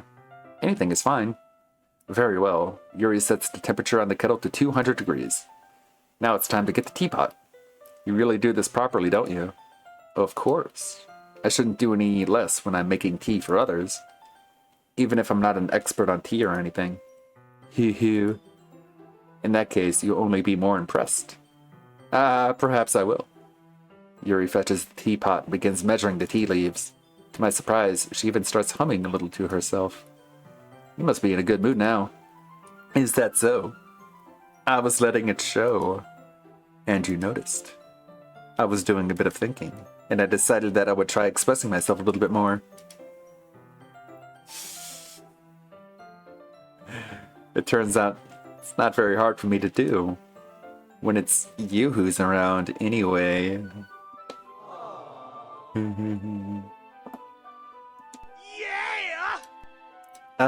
That's great, Yuri. Just don't push yourself too much. You're always worrying about me, Ludwig. It's very endearing. Yuri wasn't kidding. I don't even know if I can keep up with this. I watch Yuri pour a cup of tea for each of us. Ludwig, I have another request. Do you mind if we sit on the floor today? Why is that? It's a little bit easier on my back.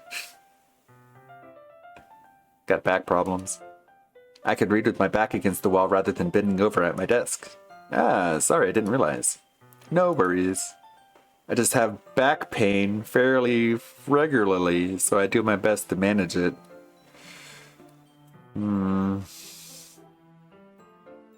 Okay. Congratulations! It's that so. I wonder why that is. It's most likely because of my...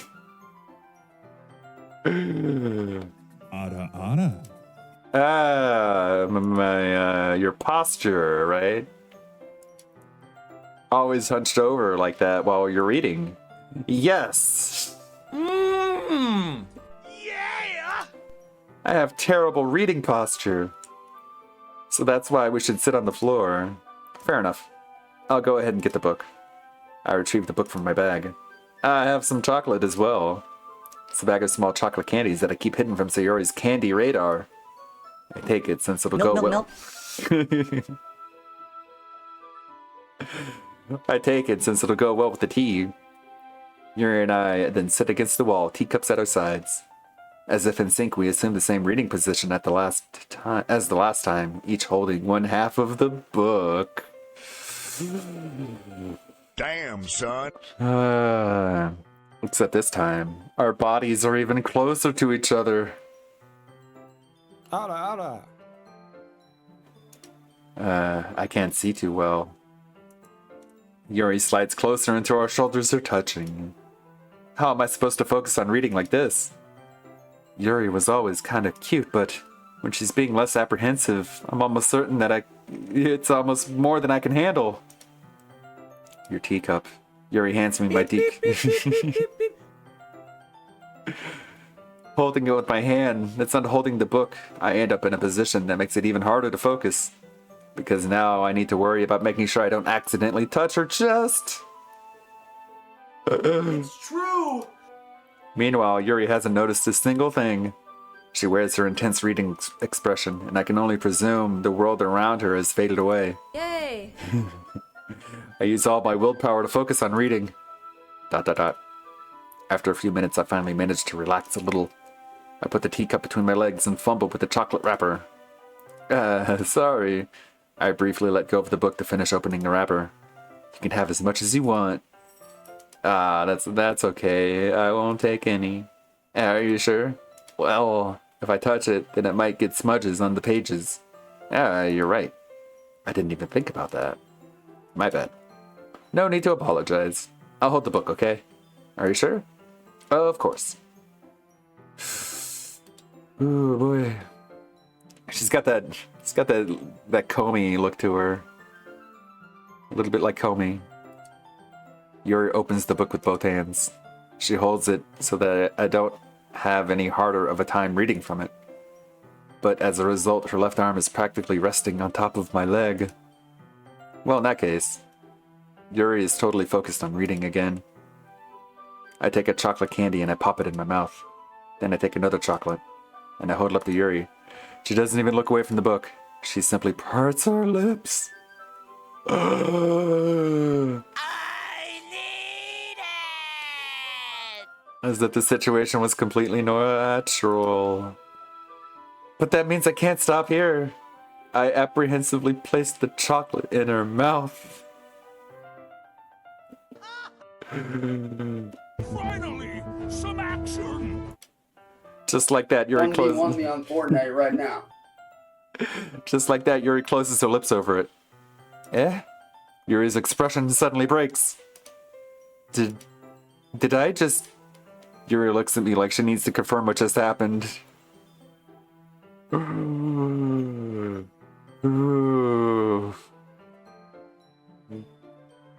Hmm.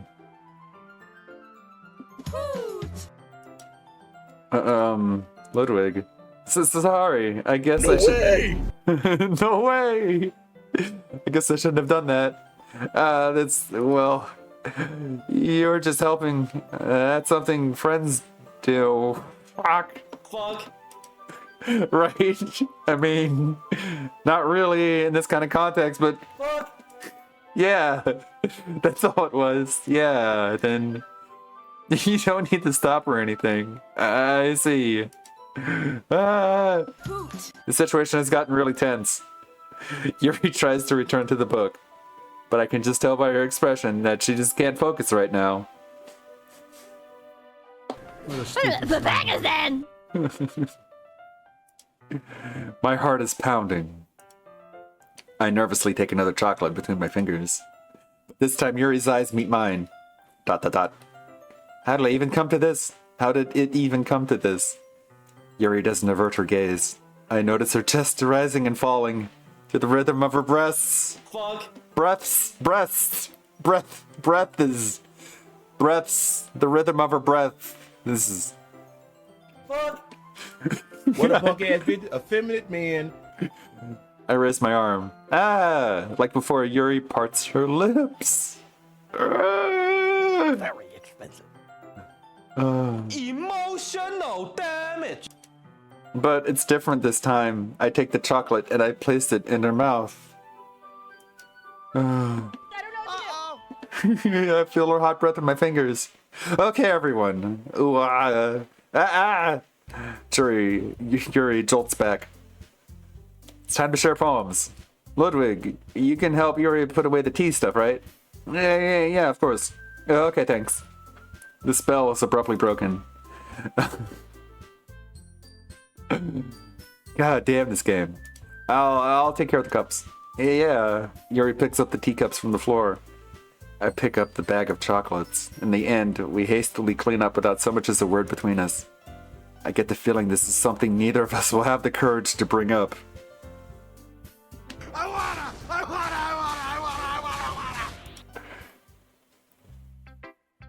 Of course. Best girl. Hey, let's see what you've written for today. ... Dot dot dot dot dot dot dot. Yuri stares at the poem with a surprised expression on her face. Do you like it? Ludwig? This one might even be better than yesterday's. How did you even pick up on this so quickly? Just yesterday I was telling you the kind of techniques worth practicing. Maybe that's why. You did a good job explaining. I really wanted to try giving it more imagery. Yuri visibly swallows. Gulp. Even her hands appear sweaty. I'm not used to this. Used to what? I don't know. It's fine, take your time. Yuri breathes and collects her thoughts. I know that Yuri likes to think before she speaks, so I offer that patience to her. Yeah, just being appreciated like this, I guess. Ooh. Donations are mandatory, Steve. It probably sounds really stupid, but seeing someone motivated by my writing, it just makes me really happy. Are you saying you never shared your writing before? Yuri nods. Really, I don't believe it. I really only write for myself. And besides, people would just laugh at me. Do you really think that? Again, Yuri nods. Huh. Even your close friends? ... Yuri doesn't respond to that. I wonder why. Anyway, do you want to share your poem you wrote today? Yeah, I do. If it's with you...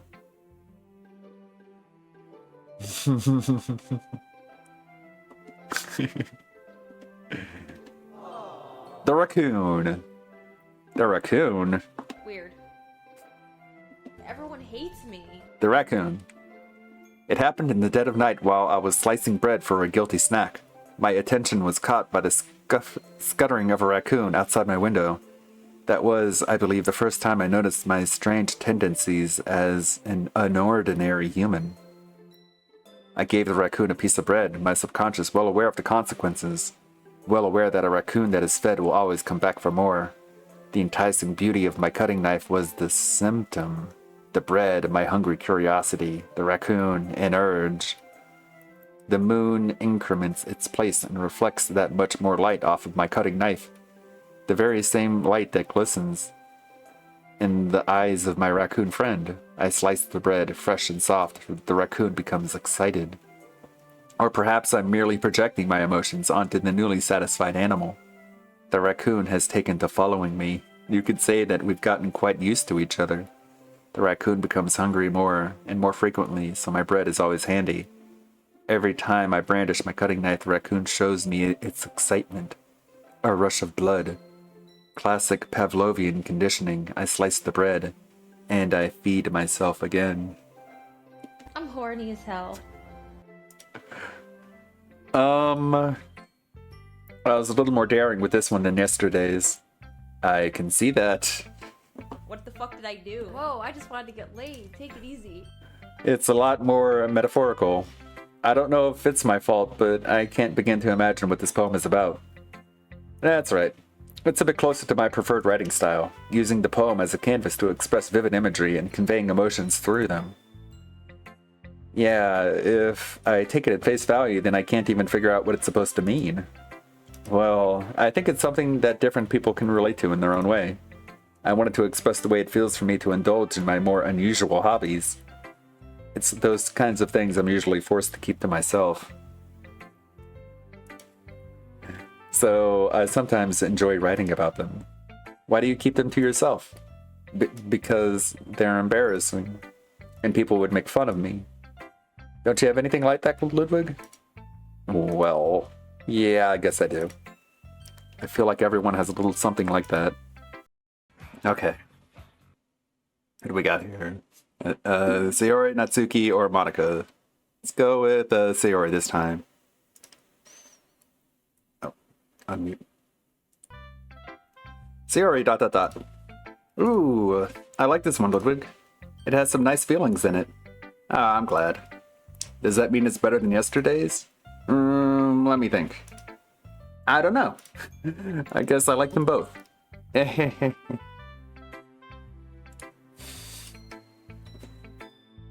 Who's my waifu? I like Yuri. So far. That's not very helpful, you know? She has this sort of comey quality to her that I prefer. Let me fix my chat here. I don't need this top stuff. There. I'll make chat a little bit more visible. I used to have like the bottom of the chat down here. Now I guess I don't need to. Just have chat like this. See if I can make the text bigger too. There we go. Ever since uploading my streams to YouTube members only, I've been watching them a little bit more. Trying to improve them a little bit. Just noticing things I could be doing better.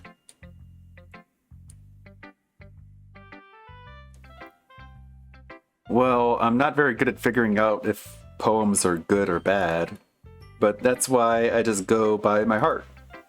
If it makes me feel things, then it must be a good poem. I'm not sure that's exactly how it works. Then again, I guess conveying feelings is a pretty important part of the whole thing. Yeah, maybe. Honestly, I don't even know what kind of writing you like in the first place. Yeah, me neither. Ugh. Why don't you at least try giving it some thought? Ah, you want to write something for me? That's so sweet. Yeah, right. But you're always thinking about other people. You need to think about yourself once in a while. If you don't, you might end up getting hurt at some point. Eh? Well, I don't really know what you mean, but I'll try and keep it in mind. Well, whatever. Anyway, let's see. I guess I like happy poems. Wait, sometimes I like sad poems too. Sometimes a little bit of both. There's a word for that, right? What's the word I'm looking for? Bittersweet. Yeah. I like things that are happy and things that are sad. Happy and sad? I can't see you liking something sad, Sayori. Well, I like happy the most. But sometimes when you have a little rain cloud above your head, a sad poem can give you that rain cloud, can give that rain cloud a little hug. And make a nice happy rainbow. Sayori, that's unexpectedly poetic. Yeah, it is. Maybe I'm getting better at expressing my feelings after all. Thanks, Ludwig. I should go write that down then. You can read my poem now, okay? Alright. Bottles. Bottles. I pop off my scalp like the lid of a cookie jar. It's the secret place where I keep all of my dreams. Little balls of sunshine, all rubbing together like a bundle of kittens. I reach inside with my thumb and forefinger and pluck one out. It's warm and tingly. But there's no time to waste. I put it in a bottle to keep it safe. And I put the bottle on the shelf with all of the other bottles. Happy thoughts, happy thoughts. Happy thoughts in bottles, all in a row. My collection makes me lots of friends, each bottle a starlight to make amends. Sometimes my friend feels a certain way. Down comes a bottle to save the day. Night after night, more dreams. Friend after friend, more bottles. Deeper and deeper my fingers go, like exploring a dark cave, discovering the secrets hiding in the nooks and crannies. Digging and digging, scraping and scraping. I blow dust off my bottle caps. It doesn't feel like time elapsed. My empty shelf could use some more. My friends look through my locked front door. Finally, all done. I open up and in comes my friends, and they come in such a hurry. Do they want my bottles that much? I frantically pull them from the shelf, one after the other, holding them out to each and every friend, each and every bottle. But every time I let one go, it shatters against the tile between my feet. Happy thoughts, happy thoughts, happy thoughts and shards all over the floor. They were supposed to be for my friends who aren't smiling. They're all shouting, pleading something, but all I hear is echo, echo, echo, echo inside my head.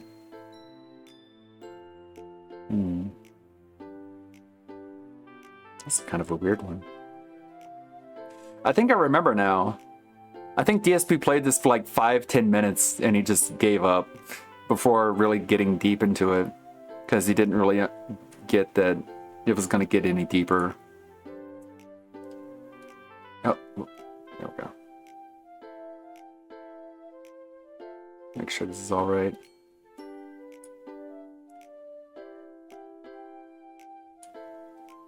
There we go. Holy crap! Sayori, did you really write this? Of course I did. Didn't I tell you yesterday I was going to write the best poem ever? Yeah, but I mean, I didn't expect something like this coming from you. Monica taught me a whole lot. And I've been really in touch with my feelings recently. I see that. It's almost kind of creepy. Creepy? Well, not exactly. Maybe because I'm so used to being cheerful. I'm so used to you being cheerful. Well, never mind. I'm thinking too hard about it. The point is, it came out good, so you should be proud of it. Aw, thanks. I feel like I was meant to express myself this way. It even helps me understand my own feelings a little better. Writing is like magic. You've gotten pretty passionate about this, huh? I hope you keep it up. Yeah, writing's the best. I'm gonna keep writing until I die. Don't get ahead of yourself. Sorry's always had a habit of getting obsessed with something before dropping it no more than a week later. I wonder if this is one of those times. But seeing the passion in her eyes makes it hard for me to be pessimistic.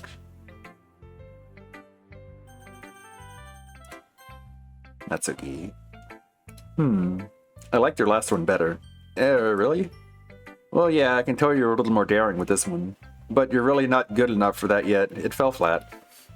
That may be true, but I just wanted to try something different. I'm still figuring this all out. I mean, I always like poems that aren't trying too hard. I hate when people try to sound fancy or add more meaning just by using annoying and complicated language. Just make it simple, cute, and to the point. Yuri's head over heels for all this cryptic nonsense, but I see right through that BS. Well, you're not Yuri, so it's fine. Making your reader look so hard for all this deep meaning is just an excuse to have no meaning at all. I guess that's one way to look at it. Well, everyone has their own opinion, but my opinion is the best opinion. I'm sure you figured that out already. Anyway, here's my poem. Maybe you'll learn something. Amy likes spiders. You know what I heard about Amy? Amy likes spiders. Icky, wriggly, hairy, ugly spiders. That's why I'm not friends with her. Amy has a cute singing voice. I heard her singing my favorite love song. Every time she sang the chorus, my heart would pound to the rhythm of the words. But she likes spiders. That's why I'm not friends with her. One time I hurt my leg really bad. Amy helped me up and took me to the nurse. I tried not to let her touch me. She likes spiders, so her hands are probably gross. That's why I'm not friends with her. Amy has a lot of friends. I always see her talking to people. She probably talks about spiders. What if her friends to like spiders too? That's why I'm not friends with her. It doesn't matter if she has other hobbies. It doesn't matter if she keeps it private. It doesn't matter if it doesn't hurt anyone. It's gross. She's gross. The world is better off without spider lovers. And I'm gonna tell everyone. Jeez. I like spiders too. I guess she doesn't like me. Not bad, right? It's quite a bit longer than yesterday's. Yesterday's was way too short. I was just warming up. I hope you didn't think that was the best I could do. No, of course not. Anyway, the message is pretty straightforward in this poem. I doubt I have to explain it. Yeah, it's a poem about superficiality. And how people's taste can make you overlook the better parts of them. Sometimes you can explain complicated issues with much simpler analogies, and it helps people realize how stupid they're being.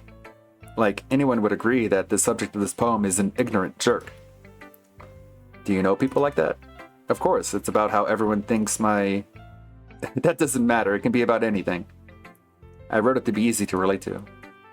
Everyone has some kind of weird hobby or a guilty pleasure. Something that you're afraid if people find out, they'd make fun of you or think less of you. But that just makes people stupid. Who cares what someone likes, as long as they're not hurting anyone and it makes them happy? I think people really need to learn to respect others for liking weird things. Huh, that's funny. Yuri wrote about something similar today. Huh? Did you say Yuri? Yeah. She said her poem was about an unusual hobby of hers. I didn't really get it, but she said something similar to you. That people shouldn't make each other feel insecure about those things. Really? Well, I mean, Yuri's pretty weird, so I wouldn't doubt that she has some weird hobbies. Not that there's anything wrong with that. It's not like I would judge her or anything. Natsuki has trouble finding words. I guess I should try not to be so mean to her. If she feels insecure about her weird behaviors and stuff. I mean, I always hate people who make me feel insecure. And Yuri made me feel insecure yesterday. But the way you put it, it sounds like she's learned her lesson. Well, I would say so. Even if her writing style is really different, I'm sure she'll appreciate the message in your poem. It's what I do best, after all. I don't like writing unless there's a good message to take away from it. Like, conveying emotions is important. But I want to make people think, not just feel. Remember that! I'm gonna write a good one for tomorrow, too, so look forward to it. Okay. Now, Monica. Hi again, Ludwig. How's the writing going? Alright, I guess. I'll take that. As long as it's not going bad. I'm happy that you're applying yourself. Maybe soon you'll come up with a masterpiece. I wouldn't count on that. You never know. Want to share what you wrote for today? Sure, here you go. I give my poem to Monica. ... Alright. This one's good. It feels like you're not really getting more comfortable with your style. Oh, it feels like you're not only getting more comfortable with your style, but the imagery is better than the last one I read. Just wondering, but have you been finding inspiration in Yuri's writing style? I guess so. You can't deny that she's talented. Alert, alert. I do have the MGS alert, don't I?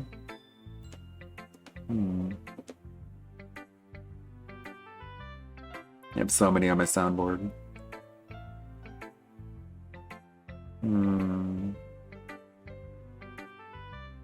I can't find it. Oh well. I can't. You can't! The press! You can't deny that she's talented. No, I can't. Yeah, totally. I think her poems are the most romantic. That's the best way to describe it. She's like a totally different person when she picks up a pen. I noticed that too. And when she's talking about literature, it's like a light turns on inside her.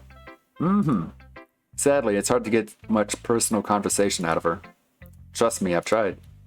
Who knows what's going on in that head of hers? I hope you don't mean that in a bad way. No, of course not. I just meant that I wish she didn't keep so much to herself. But still, defending her like that, you must be pretty into her.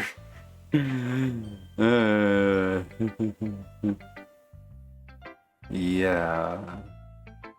Fuck. Yeah? You completely misunderstood. Calm down, I'm kidding.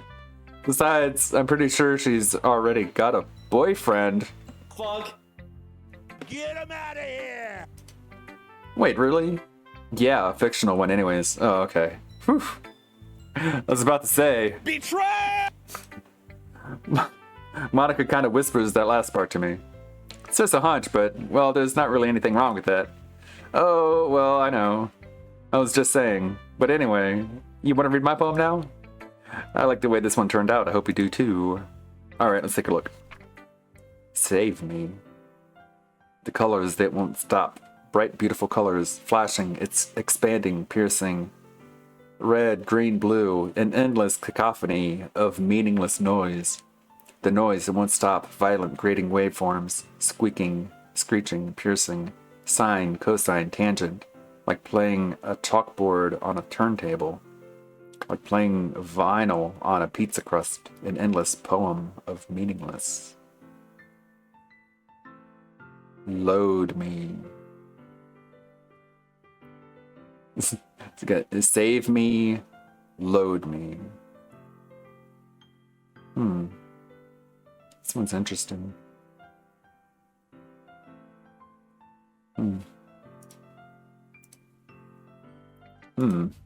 It's even more abstract than the... It's even more abstract than your last one, huh? I guess it's just the way I write.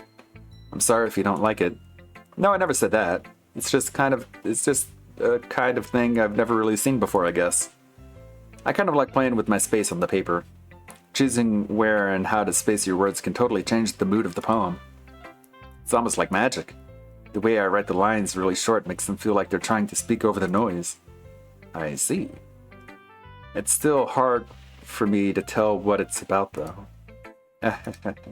Sometimes asking what a poem is about isn't the right question. A poem can be as abstract as a physical expression of a feeling, or a conversation with the reader. So putting it that way, not every poem is about something. Anyway, here's Monica's writing tip of the day. Sometimes you'll find yourself facing a difficult decision. When that happens, don't forget to save your game. Okay. You never know when you might change your mind, or when something unexpected may happen. Wait, is this a tip about writing? What am I even talking about? That's my advice for today. Thanks for listening to my TED Talk. Okay, everyone. We're all done reading each other's poems, right?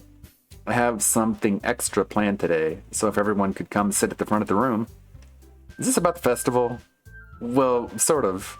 Ugh, do we really even have to do something for the festival? It's not like we can put together anything good in just a few days. I'll just end up embarrassing ourselves instead of getting any new members. That's a concern of mine as well. I don't really do well with last-minute preparations. Don't worry so much.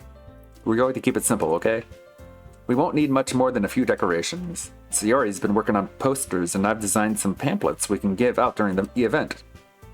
Okay, that's great and all, but that doesn't tell us what we're actually going to be doing for the event. Sorry, I thought you heard about it already. We're going to be performing. Oh boy. Performing? Monica. Yeah, we're going to be having a poetry performance. Each of us are going to choose a poem to recite during the event. Hey, I doubt it. But the cool part is, we're also going to let anyone else come up and recite poems too. Sayori's putting it all on the posters in case anyone wants to prepare ahead of time. Sayori, who's been coloring a poster, holds it up for us to see. Are you kidding me, Monica? You didn't already start putting those posters up, did you? Well, I did. Did you really think it's that bad of an idea? Well, no, it's not a bad idea. But I didn't sign up for this, you know. There's no way I'm going to be performing in front of a group of people like that. I agree with Natsuki. I could never in my life do something like that. Imagining it, Yuri shakes her head in fear. Guys. No, Sayori. I understand where they're coming from. Remember that Natsuki and Yuri have never shared their poems with anyone until just a couple days ago. It's a lot to ask for them to recite their poems out loud to a whole room full of people. I guess I kind of overlooked that. So, I'm sorry. ... But I still think we should give it our best. We're the only ones responsible for the fate of this club. If we start the event and each put on a good performance, then it will inspire others to do the same. And the more people who perform, the better we'll be able to show everyone what literature is all about. Yeah, it's about expressing your feelings, being intimate with yourself, finding new horizons, and having fun. That's right. And it's those reasons that we're all in this club today. Don't you want to share that with others? To inspire them to find the same feelings that brought you here in the first place? I know you do. I know we all do. And if all it takes is standing in front of the room for 2 minutes and reciting a poem, then I know you can do it. ... Natsuki and Yuri remain silent. Sayori looks worried. I guess that leaves me no choice. I agree. I don't think it's too much to ask. I think that Sayori and Monica have been trying really hard to get new members. The least we can do is help them out a little bit. Well, maybe, but ... It looks like Natsuki doesn't have any arguments left. Yeah. Okay, fine. I guess I'll just have to get it over with. Alright. Phew. Thanks, Natsuki. What about you, Yuri? ... Yuri dejectedly glances around at everyone else's expectant faces. Sigh. I feel the same way, Yuri.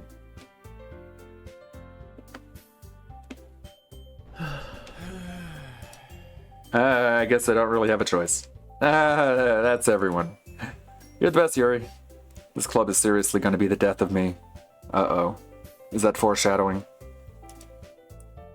Oh gosh. You'll be fine, Yuri. But anyway, let's move on to the main event. I want each of you to choose a poem of yours. We're going to practice reciting them in front of each other. No way. Monica, this is too sudden. Well, if you can't recite your poem in front of the club, how do you expect to do it in front of strangers? Oh no. Don't worry. I'll start off to help everyone feel a little bit more comfortable. Can I go next? Of course. Now let's see. Monica flips through her notebook to the specific poem she has in mind for herself. Why? She then stands behind the podium. The title of this poem is The Way They Fly. Ahem. Monica begins reciting her poem. Her clear, confident voice fills the room. More than that, her inflection is pristine. She knows exactly how to apply emotion behind each line she recites, bringing the words to life. Is this something she's done before, or is she simply a natural? I glance around me. Everyone has their eyes on Monica. Sayori looks amazed. Yuri has an intense expression on her face that I don't understand. Finally, Monica finishes the recitation. The four of us applaud.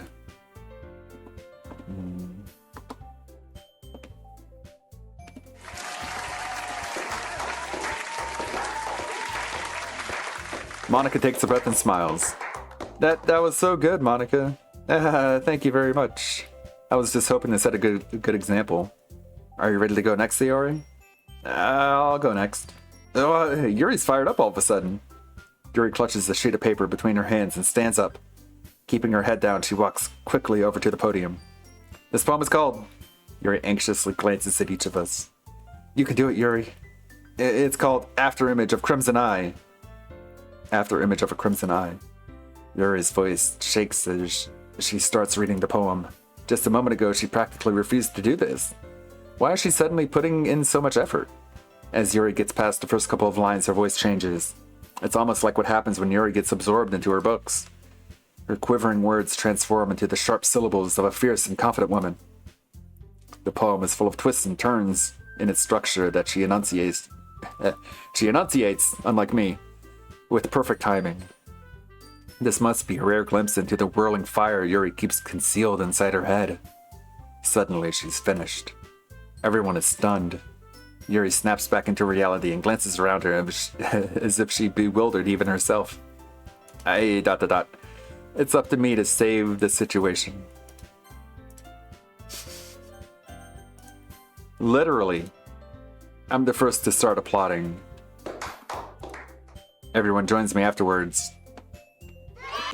And we give Yuri the recognition she deserves.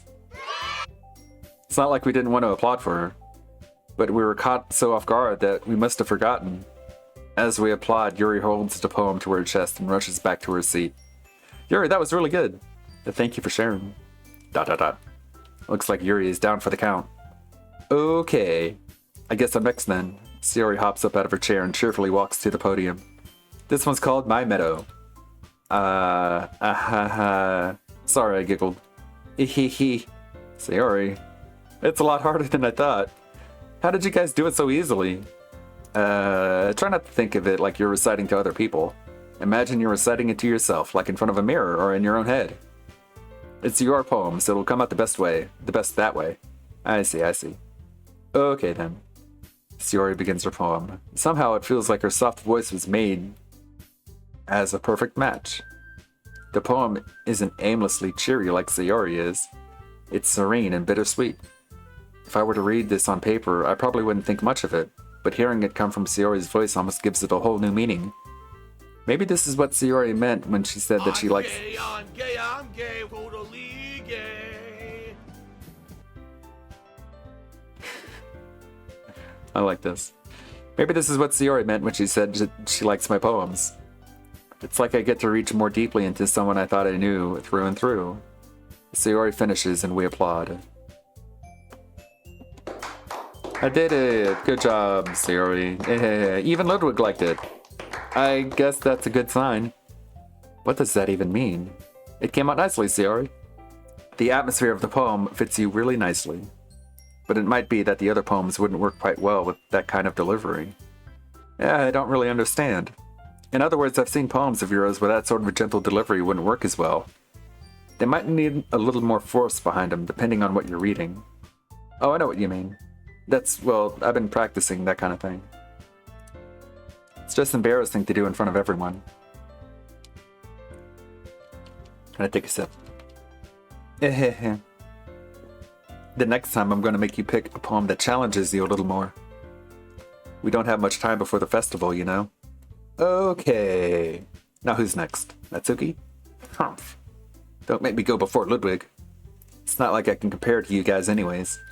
Might as well let Ludwig lower everyone's standards a little before I have to do it. Natsuki, it's fine, it's fine. I might as well get it over with. But it's not like I have much of a selection of what to read. I'll just have to go with what I wrote for today. I stand up and step in front of the podium. Everyone has their eyes on me, making me feel terribly awkward. I recite my poem. Since I'm not exactly confident in my own writing, it's hard to put energy into it. Despite that, once I finish, I receive applause anyways. What do you mean killings? It's not like I know anything about this game. Killing? This game is all cutesy and fun, and it's about reading poems to people and flirting. What are you talking about? You're telling me it gets dark? I don't know. I don't know anything about that. Despite that, once I finish, I receive applause anyway. Sorry, I'm not really as good as everyone else. Don't worry about it so much. I think it's less about your abilities and more about your lack of confidence in your writing. That's something that'll improve over time, though. Yeah, maybe. Alright then. That just leaves you, Natsuki. Yeah, I'm going. Natsuki begrudgingly gets out of her seat and makes her way to the podium. The poem is called, why are you all looking at me? Because you're presenting. Anyway, the poem is called Jump. Natsuki takes a breath. Once she starts reciting the poem, her sour attitude disappears a little. While she's still a little unenthused, her poem has a rhythm and rhyme to it. It's Natsuki's trademark style, and it works surprisingly well when spoken out loud. The words feel like they bounce up and down, as if giving life to the poem. Natsuki finishes, and everyone applauds. She huffs back to her seat. That wasn't so bad, was it? Easy for you to say. You'd better not make me do that again. Well, do you at least feel prepared enough to recite a poem in front of other people? I mean, doing it in front of other people will be way easier. I can put on whatever face I want to for other people. But when it's just my friends, it's just embarrassing. That's a surprise, Natsuki. I think it would be the other way around for me. Well, that's just how it is, so... Well, I guess in that case, you won't have much to worry about for the festival. That said, I want to thank everyone for coming through. It might be hard, but I hope that you all have an idea for what it's like now. Make sure you pick a poem and get enough practice before the festival, okay? I'll be making pamphlets, so let me know ahead of time what you'll be reciting. Jeez, I should probably find some other poems to recite instead. That's fine too. It doesn't have to be your own. I'm already pleasantly surprised that you're putting in all this effort for the club. It makes me really happy. Yeah, no problem. Okay, everyone. I think that's about it for today. I know the festival is coming up, but let's try to write poems for tomorrow as well. It's been working out really nicely so far, so I'd like to continue that. My tongue is getting tired. As for the festival, we'll finish planning tomorrow, and then we'll have the weekend to prepare. Monday's the big day. I can't wait. I can do this. I can do this. Alright. I stand up. There's no way I'll be able to finish this. Let me take a sip.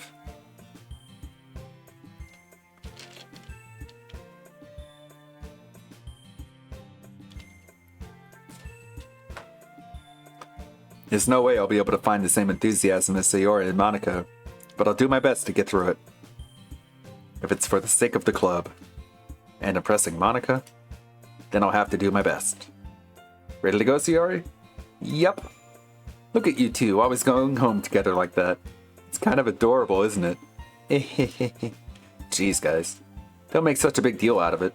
It must be a little nice, though. Well, how am I supposed to respond to that? It's okay, Ludwig, you don't have to say it. Whatever, let's go already. I walk home with Sayori once more. Even though it's only been a few days, a lot of things have already changed. But today, Sayori is being a little quieter than usual on the way home. Hey, Sayori. ...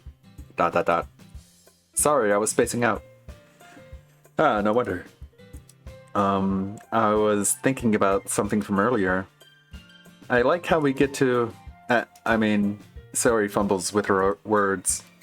So let's say that one day Yuri asked to walk home with you. She knows. What would you do? What kind of question is that? You're kind of putting me on the spot here. Well, I would walk home with Yuri. Walking home with Yuri, huh? Why does the thought of that make my heart pound? Bitch, are you for real? Jam Captain America down their throats. I mean, given how hard it is for her to socialize, I would feel awful turning her down, so isn't she so beautiful and smart? Yes. Tell me when I'm telling lies. That has nothing to do with what I just said. You admitted it. Jeez. There's not even any point in speculating something that's never going to happen. Well, maybe. But I just like to think about it. It's not long before you won't need me anymore, you know? Need you? Sayori. I can't figure out how you're seeing things in your head right now. Sorry. Everyone is different. Nobody in the club has a replacement for you. If you say so. The conversation trails off, and I'm left feeling awkward. But it was kind of her fault for trapping me with such a weird question. I can't just lie to her. But if there's something that makes her happy, I would hate to take that away from her. That's why I said there's no point in speculating. Then again, the festival is only a few days away. Who knows what will happen in that time? Uh-oh. Did I break her heart? Let's see. Damn it. Shopping, whistle, nightgown, despise, headphones, unrestrained, lollipop, jumpy, sugar piece. Damn it. Twirl, aura, heaven sent, fester, sunny, kitty, bouncy, fear, daydream, jump. Damn it! Incongruent, play, disaster, anime, frightening, extreme, hope, pink, effulgent, valley. There we go. We can salvage. Rain cloud, waterfall, contamination, agonizing, pain, disown, pure, sewer slide, rose, whisper. Electricity, fluffy, feather, parfait, climax, tears, unrequited giggle, vibrant, philosophy. There we go. Charm, grief, comfort, destiny, flying, colors, silly, dazzle, blanket, shiny. There we go. Fun, sweet, insight, flee, disoriented, ribbon, desire, nibble, unending, alone. There we go. Kiss, wonderful, vivacious, dark, vivid, essence, warm, cage, breathe, party. Damn it! Skirt, massacre, existence, anger, dance, death, laugh, journey, family, raindrops. There we go. Landscape, joy, captive, empty, sparkle, analysis, smile, bunny, covet, amazing. There we go. Melancholy, intellectual, inferno, pleasure, cute, peace, eternity, tragedy, judgment, marshmallow. Universe, hop, childhood.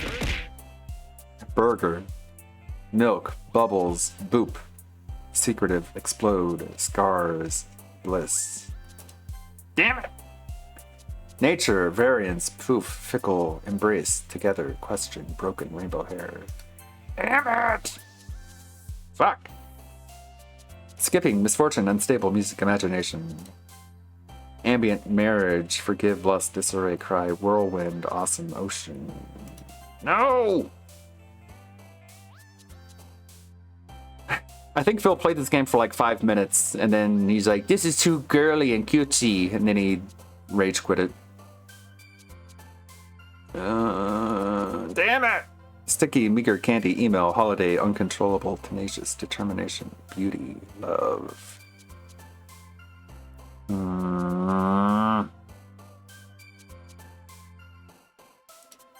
we go. Clumsy, chocolate, adventure, uncanny, horror, graveyard. Anxiety, shame, loud, sunset, mouse, passion, portrait, Valentine, pop-up file. Okay, I think I saved it. Oh man, I'm the last one here again. Don't worry, I just walked in too. Were you practicing piano again? Yeah. You must have a lot of determination. Starting this club and now picking up piano? Well, maybe not determination, but I guess passion. Remember that the club wouldn't be here if it wasn't for all of you. And I'm super happy that you're all willing to help out for the festival too. I can't wait for the festival. It's gonna be great. Yeah? Weren't you complaining about that just yesterday, Natsuki? Well, yeah. I'm not talking about our part of the festival, but it's a whole day of school where we get to play and eat all kinds of delicious food. You sound a bit like Sayori all of a sudden.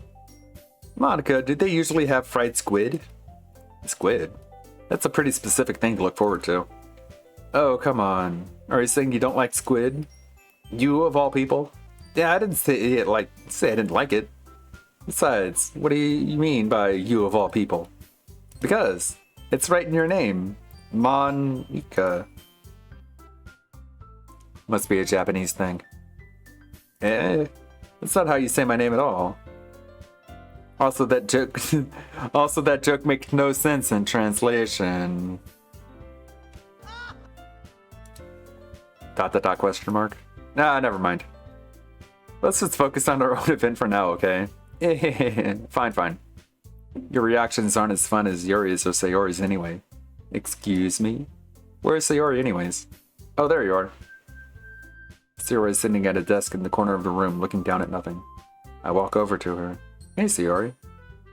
I wave my hand in front of her face. You're spacing out again. Sorry.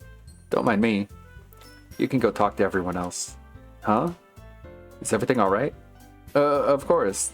Why wouldn't it be? It just feels like you're a little off. Sorry for assuming things. Jeez, you worry too much about me. I'm fine, see? Sayori shows me a big smile. Don't let me distract you from having fun with everyone. Well, alright. If you say so. I worriedly glance at Sayori before turning back toward everyone else. But the conversation has already dispersed, with everyone back at their usual activities. Maybe I should ask Monica if she's noticed anything about Sayori recently. Since they've been preparing for the festival, they must be spending a lot of time together. I timidly approach Monica, who's shuffling through some papers at her desk.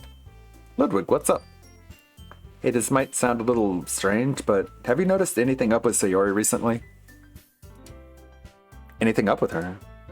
In what way do you mean? Maybe I'm reading into it a little too much, but she seems a bit downcast today. Oh, you think so?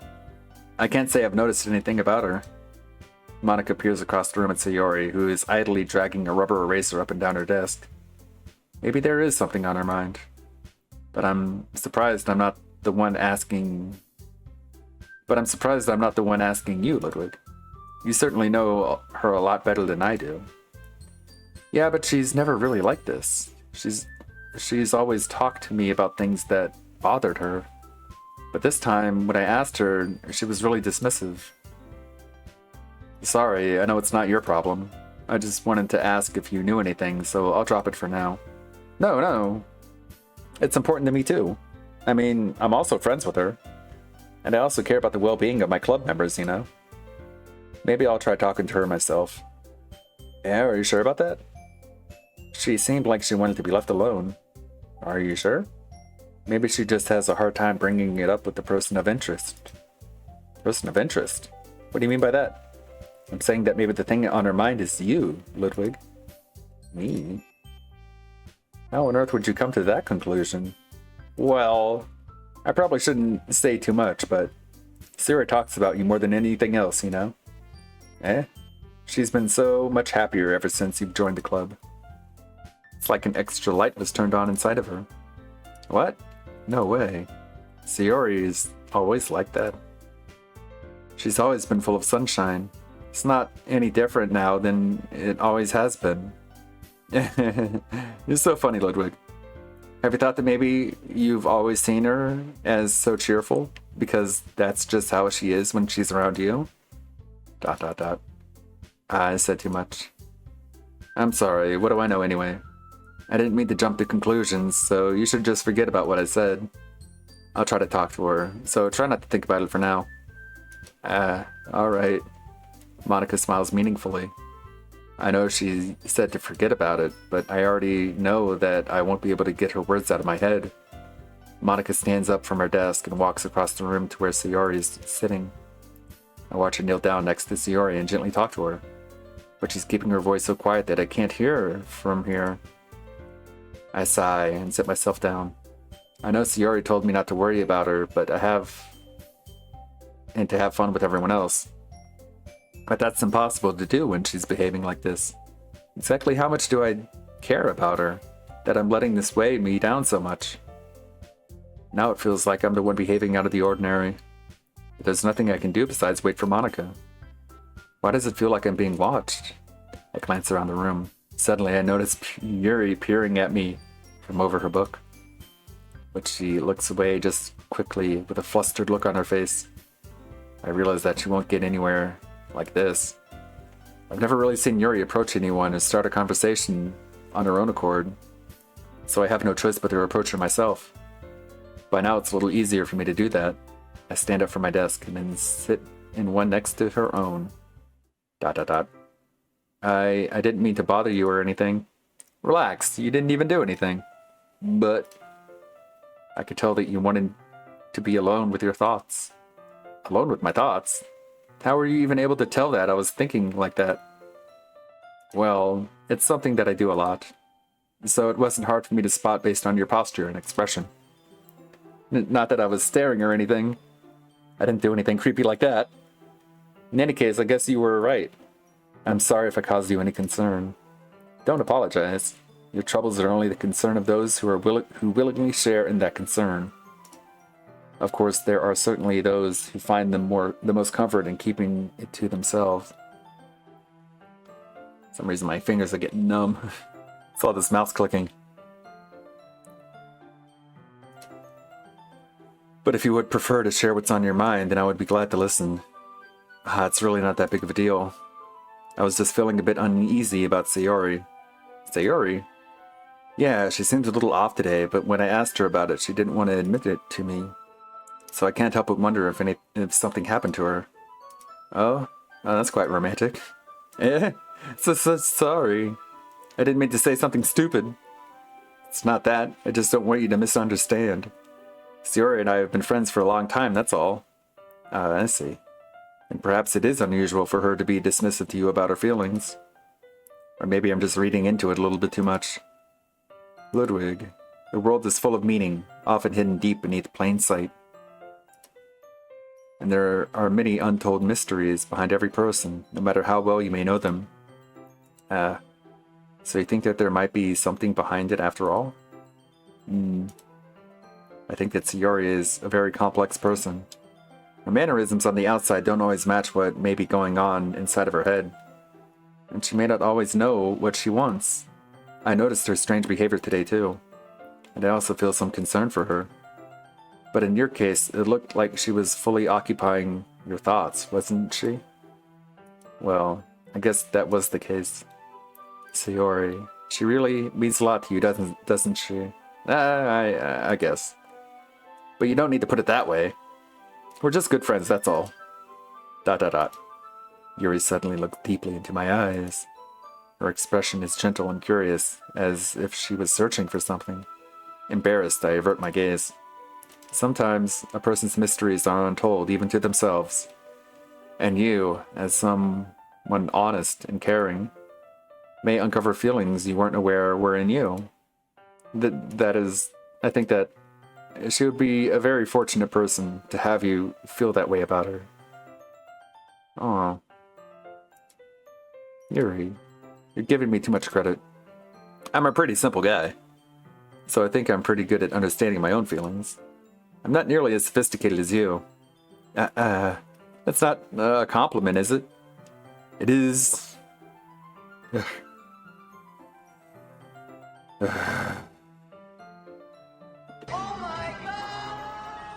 I'm gonna skip that line. Anyway, as long as we're here, why don't we do some reading? Well, As long as you're okay with it. Yeah. I should be talking my mind off this whole thing. I should be taking my mind off this whole thing anyways. ... Okay, everyone. After some time passes, Monica calls to the club room.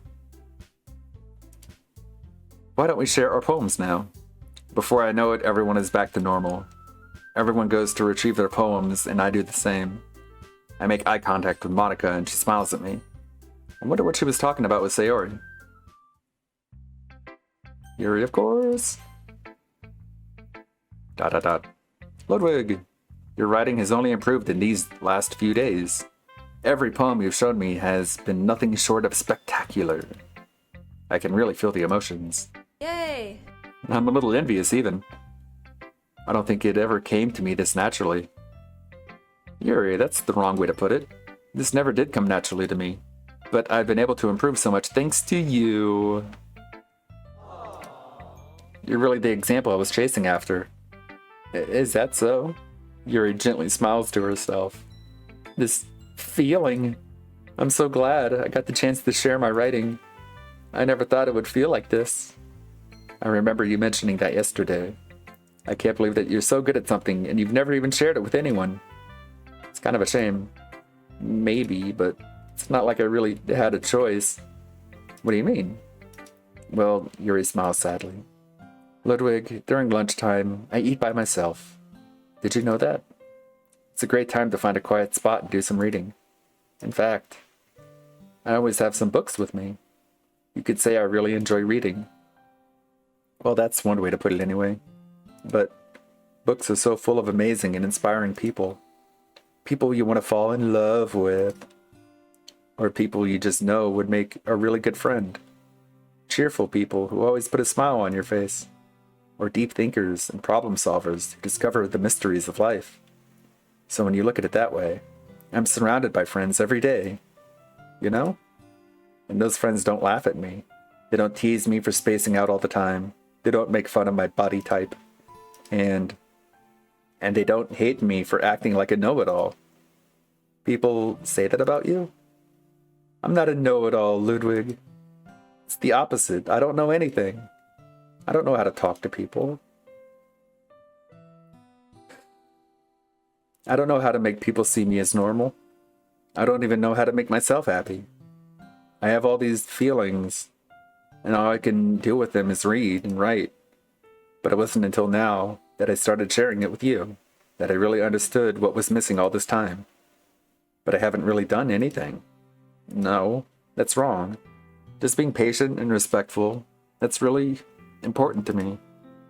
I know I'm a difficult person, Ludwig. I speak too slowly. I second-guess myself all the time. I read too deeply into things, but every time, you've always treated me just like everyone else. And it's so rare that I feel comfortable with myself when I talk to others. But that's why every time I talk to you, I just feel really happy. I see. Well, I treat you how you deserve to be treated, Yuri. And if other people don't like it that way, then screw them. I mean, I joined this club hoping I would make some friends. And I would say I've had at least one success. Wouldn't you? If you put it that way, yeah. We really are friends now, aren't we? God damn it! Yuri puts her head in her hands, but this time she's smiling as she does it. Do you want to show me your poem? Yeah, I do. Let me get it for you. Ghost Under the Light Part 2. The tendrils of my hair illuminate beneath the amber glow, bathing.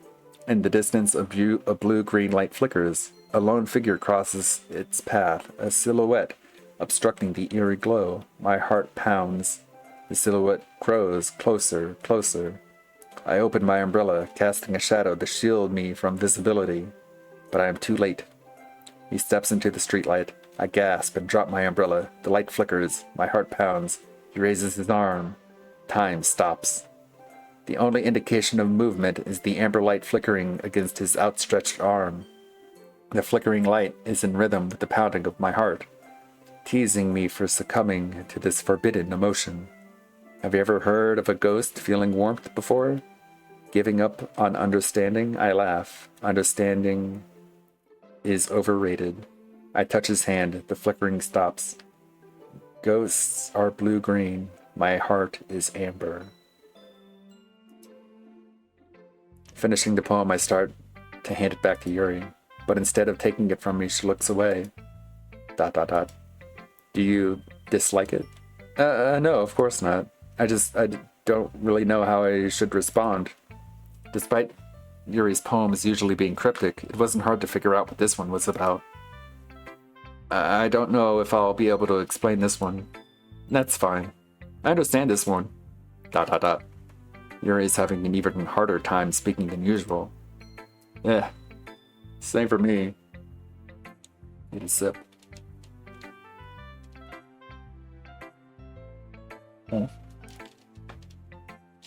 Okay. So much reading. Yeah. Been reading for 2.5 hours. Keep going. Does this one mean a lot to you? Yuri nods. I'm not really good with words, but I'm happy that you shared it with me. So thank you. And I hope we keep spending time together. Despite my inability to make eye contact, I see a faint smile emerge on Yuri's lips. I once again try to hand the poem back to her, but instead Yuri gently takes my hands and pushes them back toward me. Oh. I hesitate in response to her warm touch. You can, the poem is, once again Yuri fails to form a complete sentence. You mean I can keep it? Yuri nods. I'd love to. Again, Yuri faintly smiles, as if she doesn't want me to notice. You always make me feel nice. I know I'm not good with people, but I hope that I can return the favors sometimes. Yeah, don't worry. I think you did a good job. Yuri finally turns back toward me. I guess we should move on before Monica says something. But I'm sure we can talk again later. Yeah. I like it.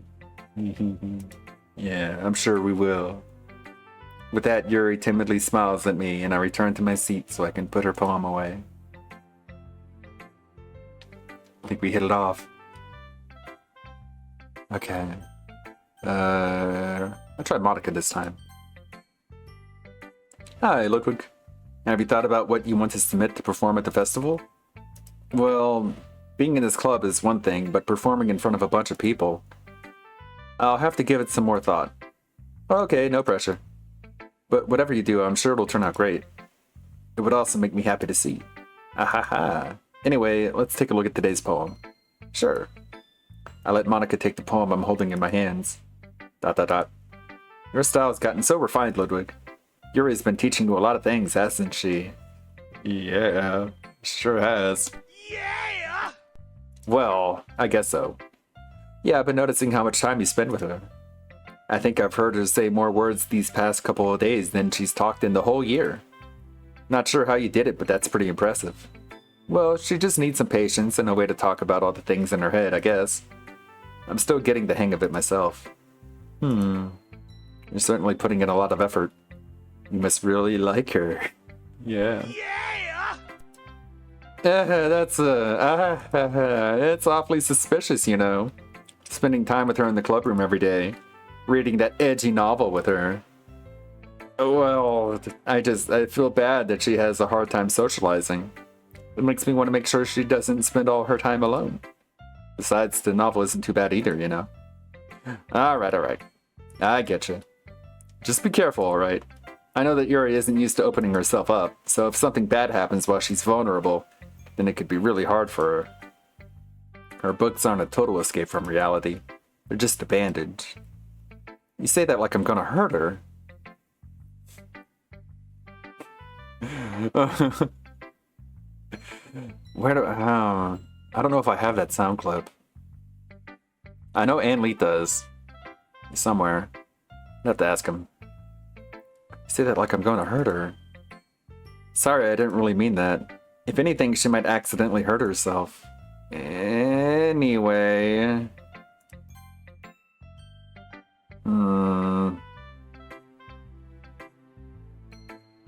Don't be foreshadowing that game. Anyway, I'll share my poem with you now, alright? Alright. The Lady Who Knows Everything. An old tale tells of a lady who wanders Earth.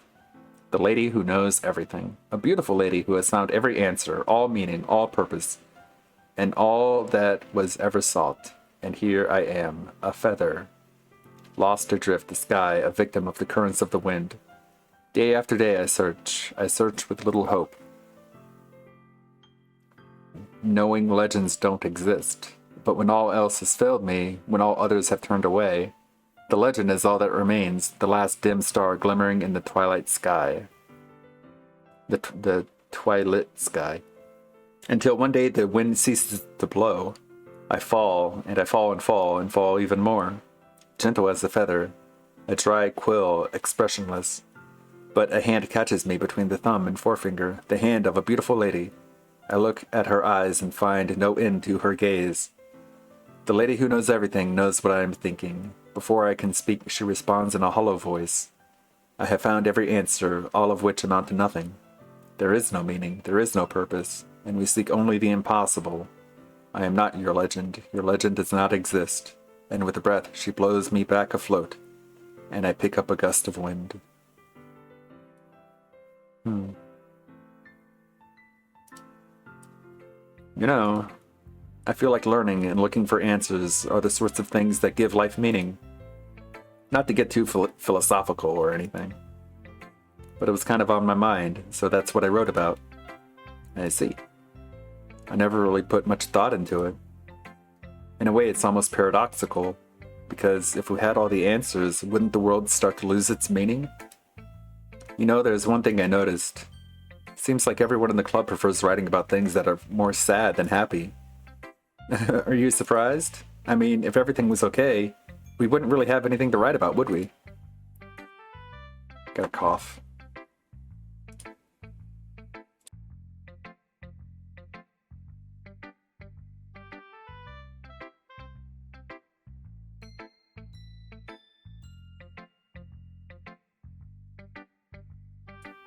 To take a drink. Humans aren't two-dimensional creatures. Well, I mean, there's some theoretical physics that argue otherwise, but sure. I think you'd know that better than anyone. You mean one-dimensional? Yeah, that. Anyway, here's Monica's writing tip of the day. Are you ever too shy to share your writing because you're afraid it's not that good? It can be really disheartening to get a lukewarm response to something you put so much into. But if you find other people who enjoy writing, then sharing becomes a lot easier. Because instead of just telling you that your writing is good or okay or bad, they'll want to focus more on everything that went into it and the things you can work on. It's much more encouraging that way, and it will make you want to continue improving. It's almost like having your own little literature club, don't you think? That's my advice for today. Thanks for listening to my TED Talk. Sayori or Natsuki?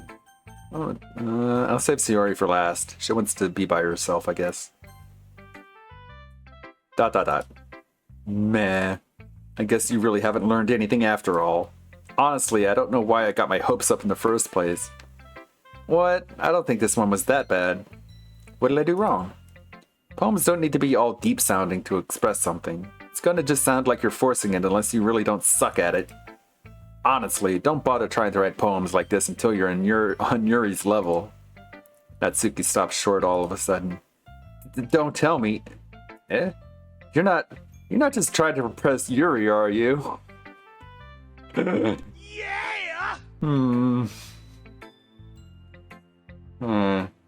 You win. Here's $1,000. Well, what are you saying? What are you talking about? Keep your voice down. You know Yuri would love this kind of, this angsty, just because she's a talented writer doesn't mean, I mean, looks like I'm in trouble. Excuse me. I somehow struck a nerve, though what I did is beyond me. I'm so done with you. Oh. Natsuki shoves the poem I handed her back over to me. Take your stupid poem. If you wrote it for someone else, just don't show it to me. Ouch. This is what I get for letting a younger girl step into my business. Unless I was a mind reader, I was destined to be in a world of pain from the start. At least Natsuki wasn't really the girl I was trying to impress in the first place. Yikes. Sayori. ... It's nice, I guess. Come on, I can already tell you don't like it. Well, you don't need to worry about what I think. After all, you wrote this for someone else, didn't you? Am I really that transparent? Probably Yuri. It's not true. I didn't write this for anyone specifically. Maybe. That's not really what I meant though. But it's okay. You're making new friends just like I was hoping. That makes me really happy. And you're happy too, right? In this club? Well, of course I am. Good. It's all that matters to me. Thank you, Ludwig. Sayori, is there something wrong? Huh? No, nothing. I'm just a little tired today. Alright. Just tell me if you need anything. I will. Don't worry about me, okay? You can go play with everyone else now. If you insist. Yay! Yay! I'm gonna go home a little bit early today. Sayori, tell Monica I wasn't feeling well, okay? I'll see you tomorrow. Before I can say anything else, Sayori cheerfully walks out of the classroom, humming to herself. Okay, you three. We're all done sharing poems, right? Why don't we start figuring out... Hold on a second. Is it just me or did you say something strange just now? Eh? Something did sound a little unusual. That's right. You deviated from your usual catchphrase when addressing the club. Catchphrase? I don't have a catchphrase. Jeez. Why is the mood so weird today? Look, even Yuri isn't immune to it. Ugh. Stagnating air is common foreshadowing that something terrible is about to happen. In your books, maybe. Look, the only thing different is that Sayori isn't here. It seems you're right. Sigh. Sayori always helps lighten the mood a little bit, doesn't she? It's almost like everyone's balance is thrown off a little bit when she's not around. Where the heck did she run off to anyways? I thought she just went to pee. Natsuki, please show some decency. Oh, come on. She actually wasn't feeling too well and went home early. Is that so? I hope she's alright. Seriously? Of all the times to not go home with her, you pick the time she's not feeling well? Make sure we can see our chat. So much for you two being all lovey-dovey. No. First of all, stop misunderstanding my friendship with Sayori. And second, she's kind of been avoiding me today, so I didn't want to force it. Ew. That curious expression coming from Yuri of all people. Calm down, guys. I talked to her earlier and everything is fine. What did she say? Anyway, we need to figure out the rest of the festival preparation, so let's decide what everyone will be doing this weekend. I already know what I'm doing. That's right. Natsuki will be making cupcakes. But we might need a lot of them in different flavors. Can you handle them all by yourself, Natsuki? Challenge accepted. And as for myself, I'm going to be printing and assembling all the poetry pamphlets. Sayori, I like you. Sayori will be helping me design them. And as for you, Yuri... ... Yuri, you can... Question mark. Guys, can you help come up with something for Yuri? I'm useless. No. That's not it at all. You're the most talented person here, you know. ... Now, Natsuki's pouting too? Jeez, even I can tell now. I guess I never gave Sayori enough credit, but I can tell things are even harder on you when she's not around. That may be the case. But if I can't also be a leader on my own, then I won't grow as a person. So Yuri, you have beautiful handwriting, you know? So you should make some banners and decorations to help set the atmosphere. Atmosphere? About that, I love atmosphere. Yuri's expression suddenly changes as she stares at her desk in focus and starts nodding to herself. Your mind is already racing, I see. That's great. You'll be a wonderful help, Yuri. But anyway, that just leaves you, Ludwig. The one who is truly useless. I'm the one who is truly useless. Don't say that. In fact, both Natsuki and Yuri have some pretty heavy tasks to handle. It would probably go a long way to give one of them a hand. You could always help me out as well. I would be really appreciative of that. Is Monica suggesting I spend a weekend with one of my club members? How on earth are they going to respond to a suggestion like that? I suppose I wouldn't mind a little bit of help. Well, even if you don't know how to bake, there's always some dirty work I could give to you. It's not like Monica's going to give me a choice, and you shouldn't be sitting on your butt anyway. Natsuki tries to mumble a bunch of excuses. Natsuki tries to mumble a bunch of excuses like that. If I recall, Natsuki... Sniff, sniff. I don't... You mentioned that you would like to handle the baking on your own. Ludwig may not like to be around if you only make him out to be a nuisance. So therefore, he may be more suited to assisting with the decorations. Hold on, I never said that. How hard could it be to make a few decorations anyways? Sounds like you're just making excuses for Ludwig to... Whoa, I just wanted to get laid. Take it easy. I'm horny as hell.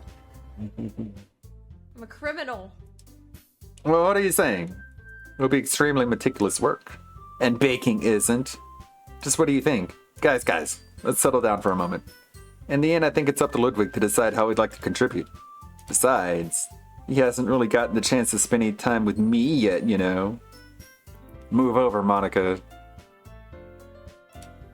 So I'm sure he's interested in... You literally just said. I'm surprised as well. Sorry. I was just saying, though. Jeez. Can we just settle this already? Yeah, Ludwig, you're okay with this, right? In the end, it's up to you. Of course. Very well. In that case, everyone looks straight at me.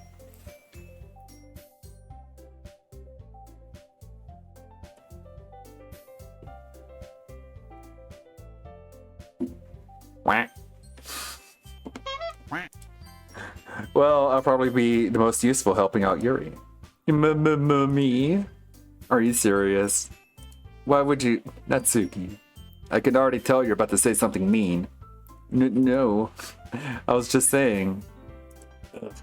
So you'll be helping Yuri then, Ludwig?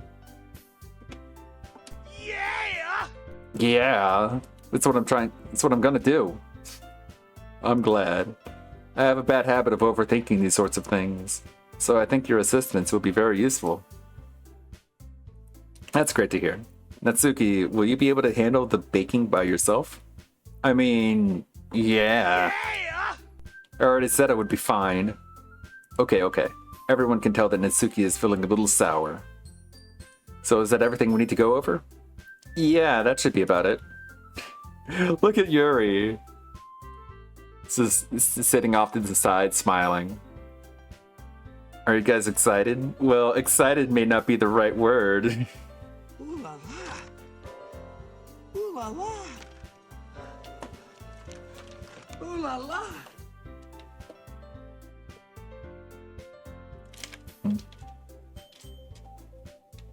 Gotta keep hydrated. Excited may not be the right word, but I suppose I'm looking forward to it a little bit. Do you feel the same way, Ludwig? Me?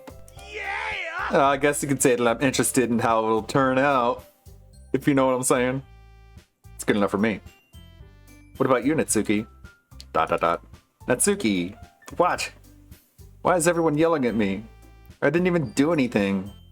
No, it's not what I meant at all. Yuri anxiously glances between everyone in the room. I'm sorry for this. I don't really know why Ludwig picked me. And also, your cupcakes are the best cupcakes I've ever had.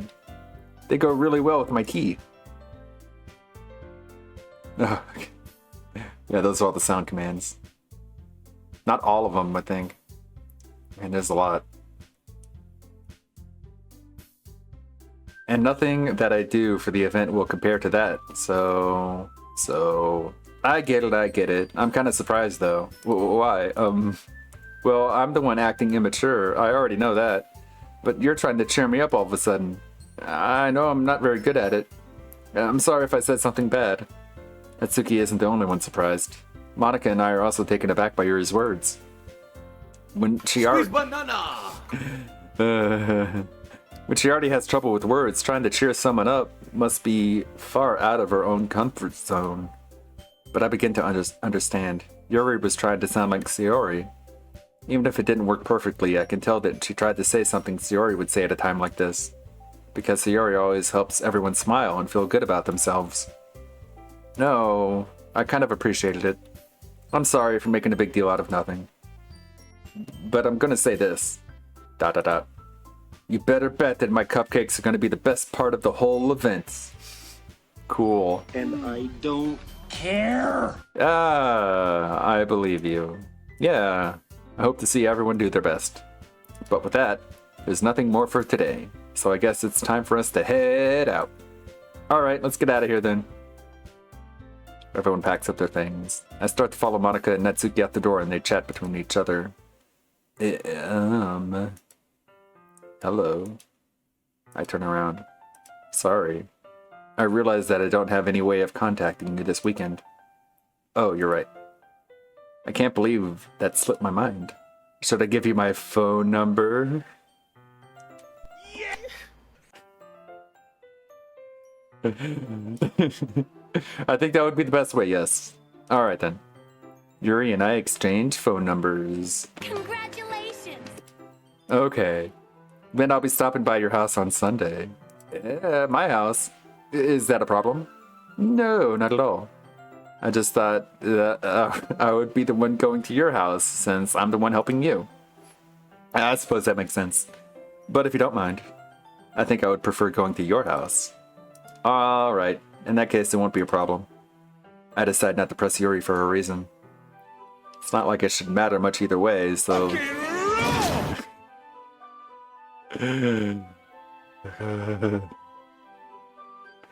But you know what? It's awkward, I don't know what to type. That'll do. I'll just need to make sure my room is clean. I hope I can manage to make myself useful in some way. Are you looking for things to suck? Oh. God damn it, dude. Stop this! I'm not nearly as creative as you are. Don't underestimate yourself, Ludwig. I think that we'll make a very productive team. Even if you only chose me because you felt bad or something. Wait, you don't actually think that, do you? ... I don't know. It's difficult to come up with any other reason you may have chosen me.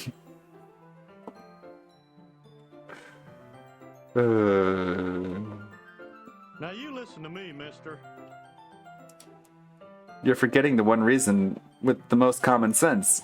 I chose to help you because that's what I want to do. But... Yuri thinks to herself with an extremely tense expression. You're overthinking this. You wanted me to point out when you're overthinking, right? Yeah? I didn't realize. I'm telling you I want to. That's all there is to it. Do you believe me?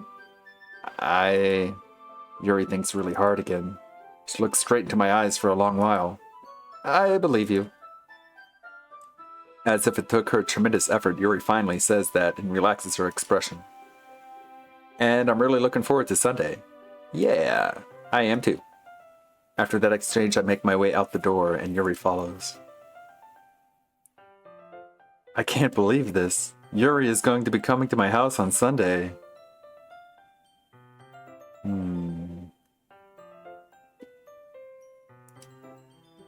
My anxiety shoots through the roof. Even though I've gotten pretty good at handling her at this point. There's no telling what might end up happening when we're outside of school. More than that, she told me she was looking forward to it. Is this the chance I have to make something happen between us? Or is it too early for that? Only time will tell. But until then, I won't be able to take my mind off it. I seriously can't wait.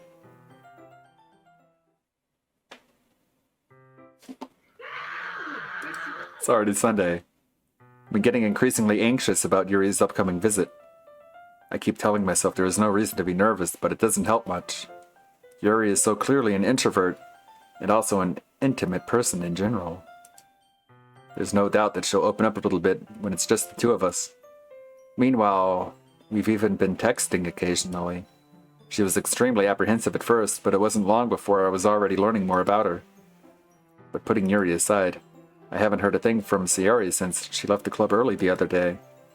It's not like we text each other all the time or anything, but I've been worried about her in the back of my mind. Between what Sayori said and what Monica said, is it really okay for me to put Sayori's feelings aside when she might need me? I decided to visit Sayori before Yuri came over. Rather than asking, I simply tell her I'm coming over, much like we've done in the past. Once I reach Sayori's house, I knock on the door before entering it myself. Again, we used to play so often that we've made it a habit of simply entering each other's houses like we were family. Uh-oh. This feels ominous. The house is quiet. Sayori isn't anywhere on the first floor, so I assume she's up in her room.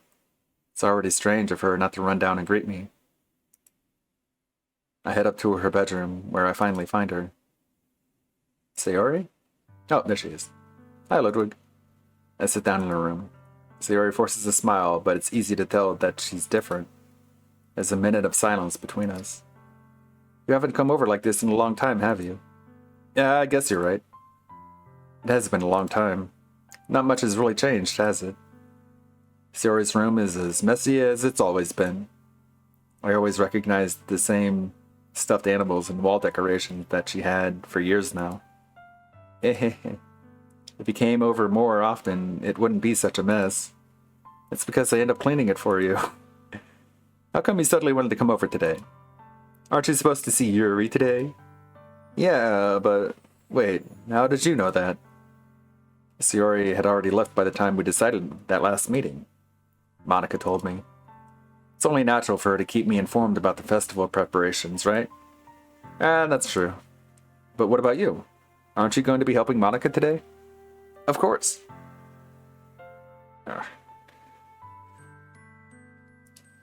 But I'm just helping her online. We didn't plan on meeting up or anything. So it's just me and Yuri then. Fuck. My hernia is hurting. Yep, there's more silence between us. Sayori stares in a random direction. Everything about her behavior is really uncharacteristic. I finally get to the point. I just wanted to see how you were doing. After you left on Friday. When something's wrong, you can't hide it from me. I know you too well. So, Sayori smiles, shaking her head. That's no good, Ludwig. Why can't it just be like it's always been? This is all my fault. If I didn't get so weak and accidentally express my feelings, if I didn't make that stupid mistake, then you wouldn't have been worried about me after all. About me at all. You wouldn't have come here. You wouldn't have even been thinking about me right now. But this is just my punishment, isn't it? I'm getting punished for being so selfish. I think that's why the world decided to have you come over today. It just wants to torture me. Sayori. I grab Sayori by the shoulders. What on earth are you saying? Are you listening to yourself right now? I know something happened to you. There's no other explanation for you to be like this. So tell me already. Until I know I won't be able to stop thinking about it. Sayori gives me an empty smile. You really put me in a trap, Ludwig. But you're wrong. Nothing happened to me. I've always been like this. You're just seeing it for the first time. Fucking roll! Seeing what? What are you talking about, Sayori? You're really just gonna make me say it, aren't you, Ludwig? I guess I have no choice this time. The thing is, I've had really bad depression my whole life. Did you know that? Why do you think I'm late to school every day? Because most days I can't even find a reason to get out of bed. What reason is there to do anything when I fully know how worthless I am? Why go to school? Why eat? Why make friends? Why make other people put their energy and caring to waste by having them spend it on me? That's what it feels like. And that's why I just want to make everyone happy. without anyone worrying about me. ... I'm in shock. I can't even figure out how to respond. How is it possible that Sayori kept this from me this entire time that I've known her? Did she really want so badly for me to just not think about her? Why, Sayori? Why is it that you never told me about this? It almost feels like I've been betrayed as your close friend. Because if I knew, I would have done everything I could to support you. Even if there's only so much that I could do. I would have tried a little bit harder to make every day a little better for you. That's why I'm your friend. All you had to do was tell me. You don't understand it all, Ludwig. Why do you think I didn't tell you? Because if I told you, then you would have to waste effort caring about me instead of doing important things. I don't want to be cared about.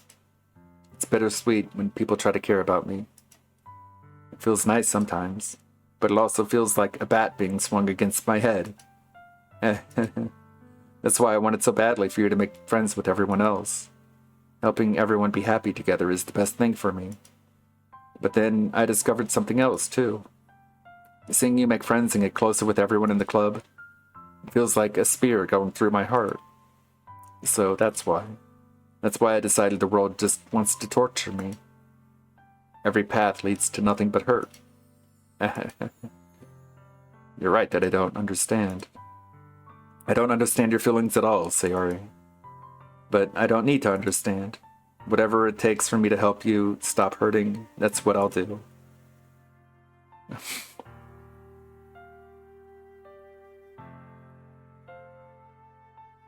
It's tough. No, there's nothing. Nothing at all. The only thing that could have helped is if everyone could be like it always was. But I was selfish. I finally showed you what a horrible person I am. Tears streaked down Sayori's face. I made you join the literature club because I was selfish. And I was punished by my heart hurting in a way that I couldn't understand. And now you came here and I made you hurt too. I'm just weak and selfish. That's all I am. And that's why I'm going to accept these punishments. Because I deserve every last one. Without thinking, I once again grabbed Sayori's shoulders. This time, I pulled her into a tight embrace. Ludwig, Sayori, I don't care if you feel selfish. I'm really happy that you convinced me to join the club. Seeing you every day makes it worthwhile enough. If I make friends with everyone else, then that's just a bonus. But please never underestimate how much I care about you. I wouldn't have it any other way. Ludwig. Sayori isn't hugging me back. Despite my arms being wrapped around her, Sayori's arms remain at her sides. She starts sobbing next to my ear. No, don't do this to me.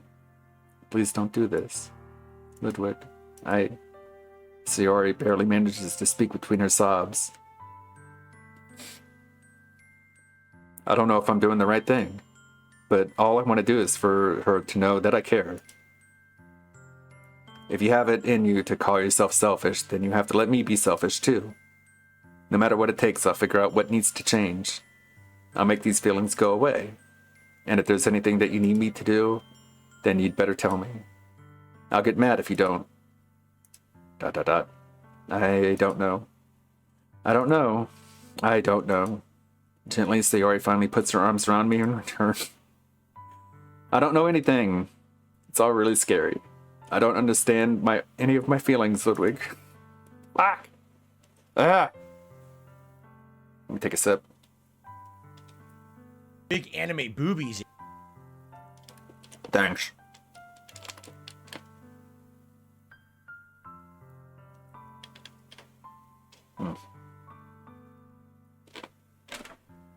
The only time I'm not feeling nothing is when I'm feeling pain. But your hugs are so warm, and thank you for the follow. And that's really scary too. Sayori lets me go, and as she does so, give me a moment.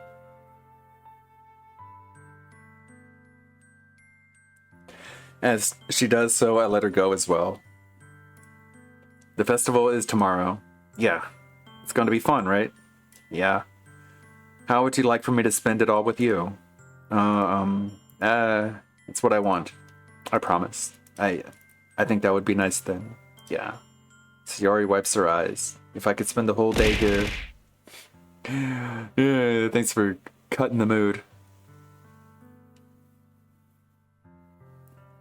I could spend the whole day here, I would.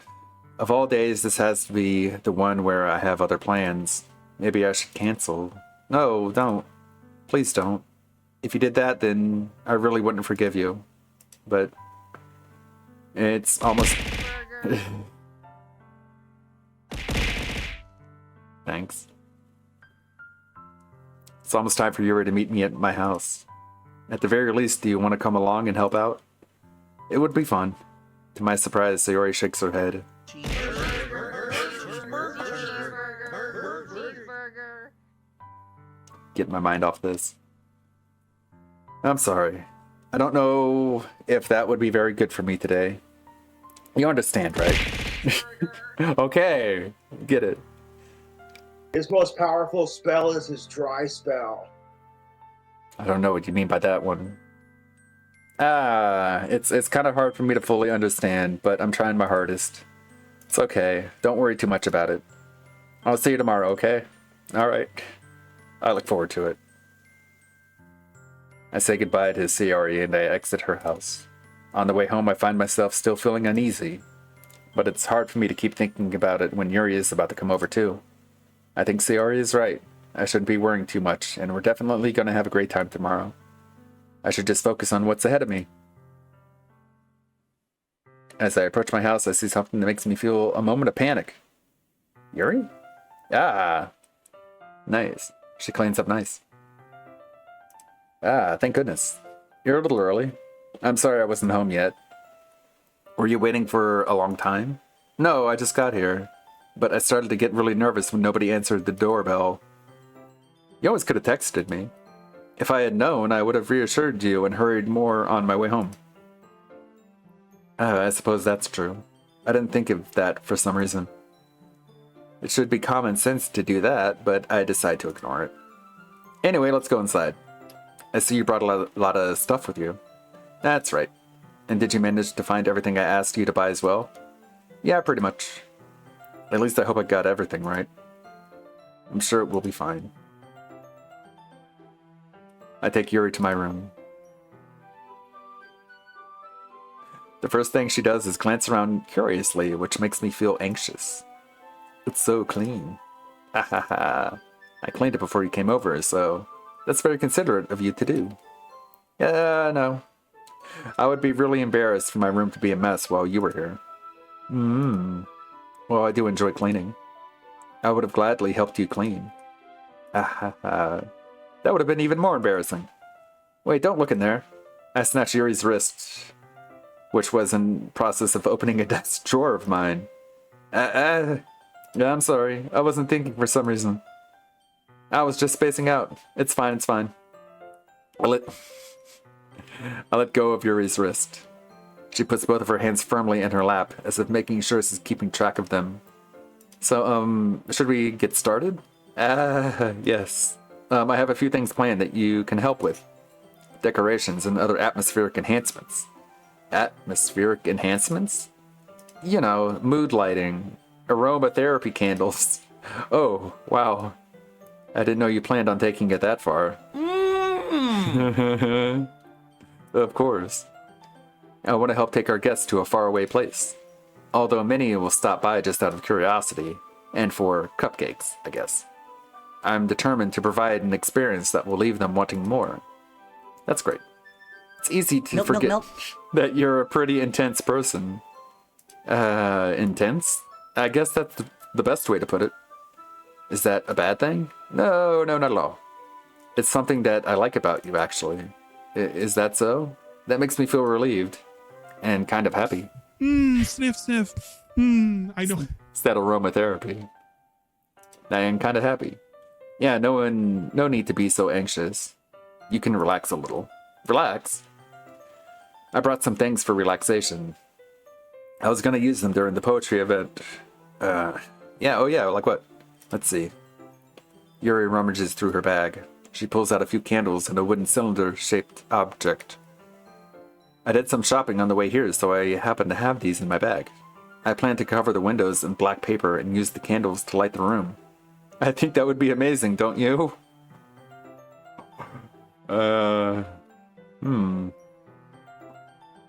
Okay.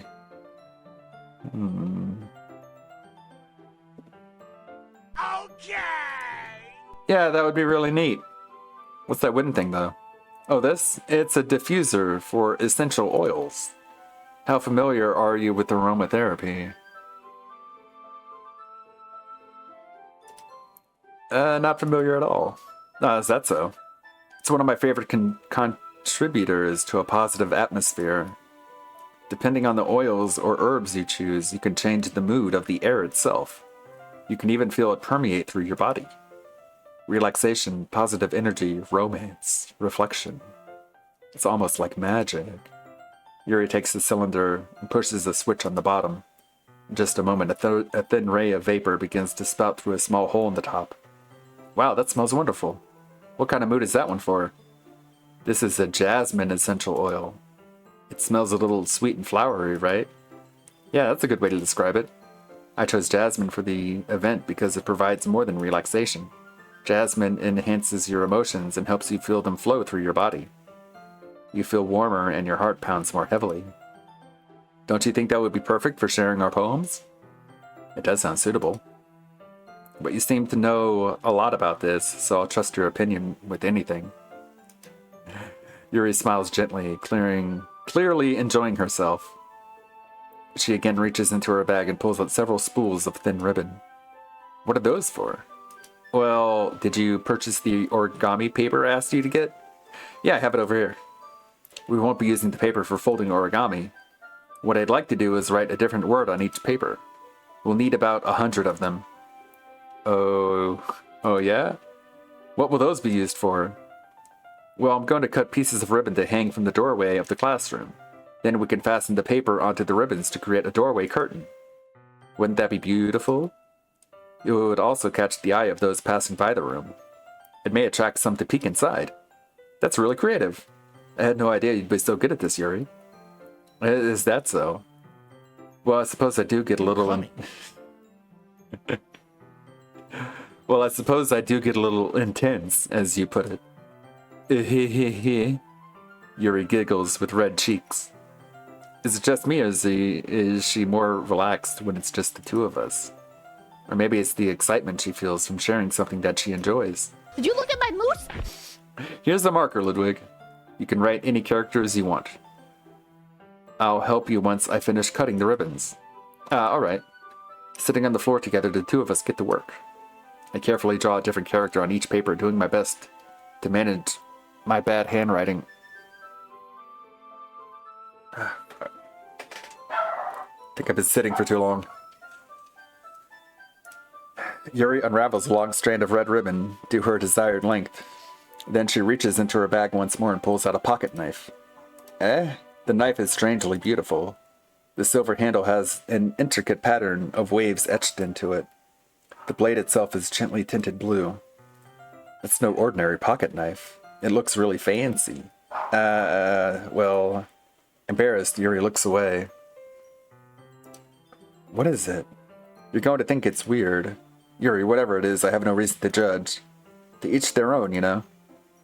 If you promise you won't be weirded out. Yeah, I promise. Alright. The thing is, I'm kind of into knives. Ooh la la. They're just so pretty. Ooh la la. I can't help it.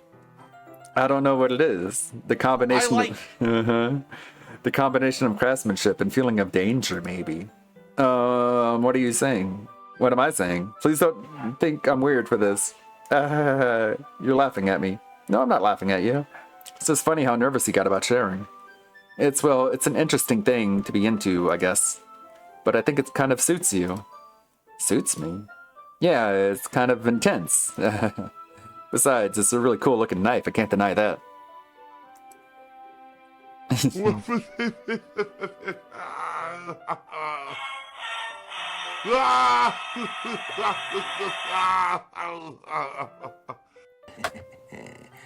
Yes.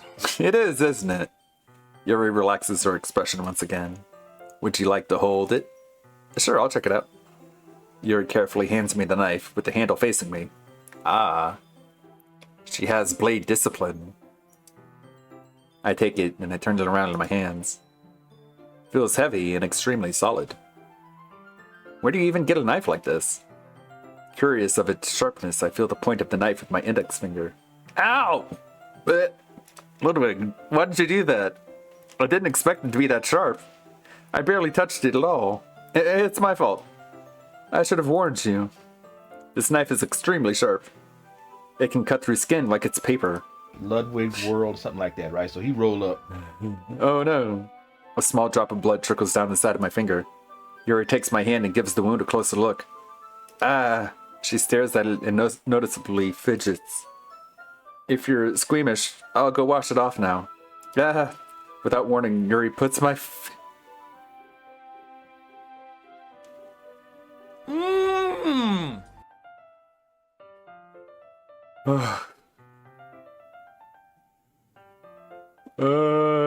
Finally, some action.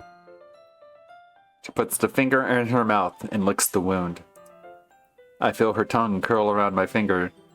I like it. Startled, I instinctively pull my hand back. Okay. Yeah, I mean, that's... Oh, please forgive me. I wasn't thinking. Yuri lowers her head, her face burning up.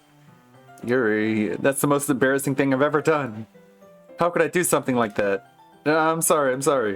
Sure, it was a little weird, and it took me by surprise. But I guess she was just trying to help, right? Yuri, I think you're overreacting a little bit.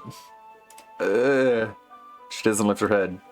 What if she doesn't recover from this for the rest of the afternoon? Alright, you know what? This might be a stupid thing to do, but I do it anyway. I take Yuri's hand and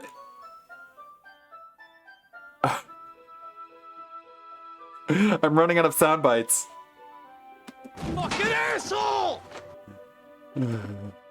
That's not who you are, Phil. You can't do that. What'd you get me into here? I take Yuri's hand and I lick her index finger in return. Ludwig! Did you really just do that? And now we're even. ... Yuri just looks at me like I did something wrong. I knew that would be a bad idea. If not for the sweet aroma of the jasmine oil, the air would be extremely heavy right now. You're so weird, Ludwig. Yeah. Yuri giggles shyly. Weird. Devour. Yuri calling me weird? Yay. Weird. I have no response to that. Where do you keep your bandages? I don't think I need one, actually. It was a tiny cut. Look, it already stopped bleeding. I see. Hoot. That's relieving. The tension is quickly lifted. We each resume our respective activities. I watch Yuri's knife cut through the ribbon like it's nothing but air. Meanwhile, I continue to make progress on the paper. After we finish attaching the paper to the ribbons, we lay them all out side by side. It looks better than I expected and will be very effective as a door curtain. It looks great. Good thinking coming up with this, Yuri. Thanks. It's just something I saw online, really. Are you ready to move on to the next task? Yeah, let's do it. What did you have in mind? I'd like to create a banner. That's why I asked you to buy the paint tablets. That's right. One of the items Yuri had asked me to buy was a kit of watercolor paint tablets. We'll need about 6 cups of water to put each of the tablets in. Do you mind fetching those for us? Of course not. 6 cups of water. I'll be right back in a minute. Thank you very much. Oh, and just a little bit of water is okay. If you fill the cups too much, it will be too diluted. Taking Yuri's advice, I decided to use small plastic bathroom cups rather than full-size glasses.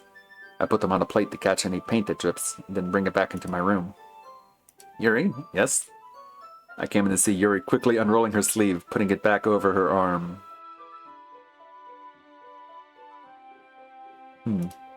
Nothing. Your face is a little red. Is it too hot in here or anything?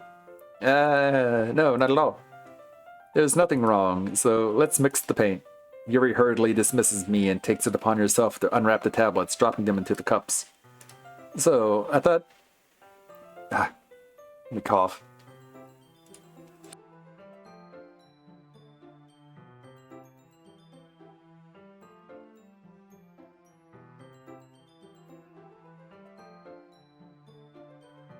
Need another sip. I thought we would do something simple that would look very nice. I'd like to paint a gradient across the banner, starting with the colors for a sunrise, then daytime, then sunset, and nighttime. Once it dries, I'll write an inspirational quote across the banner. We can hang it on the wall behind the podium at the front of the classroom. Ah, neat. What are you going to write? Well, it would be more fun to surprise you. Yuri smiles at me. She looks so cute. If you say so. After rolling out the banner, Yuri and I kneel on opposite sides, so we don't get in the way of each other. Yuri uses the brush and adds a few dots of different colors across the banner to serve as a color guide when we paint. This kind of reminds me of elementary school. Painting on a banner with watercolors feels a lot like the art class projects we had back then. It's relaxing. I'm sorry if this feels too childish. No, I didn't mean that at all. It's kind of fun, you know? Yeah, it is fun. I'm glad that you feel that way too. Yuri stops painting for a moment, thinking to herself. For me, I don't need to go out and do crazy things to have fun. In fact, I usually don't even want to. Just like it when I can spend time with one other person. Even if it's something simple like reading, it doesn't even matter if we don't talk much. I'm the same way. You can see why I like Yuri. Just having a friend next to me makes things a little bit nicer. I think that's all it takes for me to be happy. Is that so? Even if Yuri and I are quite different, we're not. I can understand where she's coming from. I feel that way about things like anime and games, where simply sharing the experience with someone can make me happy. I think I feel the same way. Yuri smiles gently. I knew you'd understand. Yuri leans over the banner to grab an unused paintbrush. But I move at the same time, causing my head to bump into hers. Bonk. Yeah. Sorry. Yuri reels back and I quickly lift my hands in surprise. Are you hurt? No, I'm not hurt. It just startled me, that's all. Sorry, I should have asked you to get it for me. It's not your fault. Your face. There are droplets of paint on Yuri's face and neck. Is there something on my face? Yeah, I accidentally got paint on you. Sorry, it's totally my fault. I'll get a towel right away. I rush out and fetch a small towel, then I dampen it with hot water. I return to my room and I kneel back down in front of her. It's for a screenshot tool.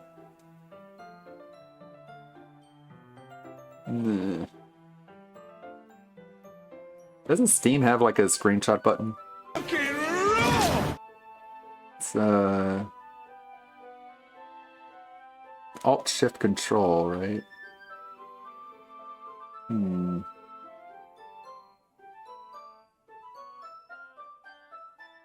Thought it was like... Sniff, sniff. I know. Is it like Alt F12? Back to game.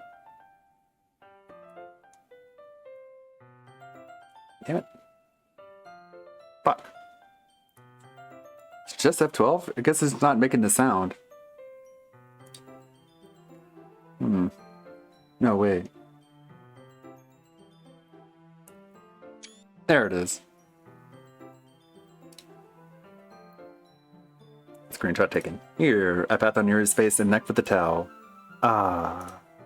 Is something wrong? It's hot, I just didn't expect it. Sorry. I didn't want to use cold water. Having finished, I start to retract my hand. But Yuri suddenly holds my wrist. Wait.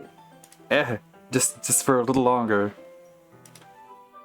It feels really nice. I keep my hand still against Yuri's neck.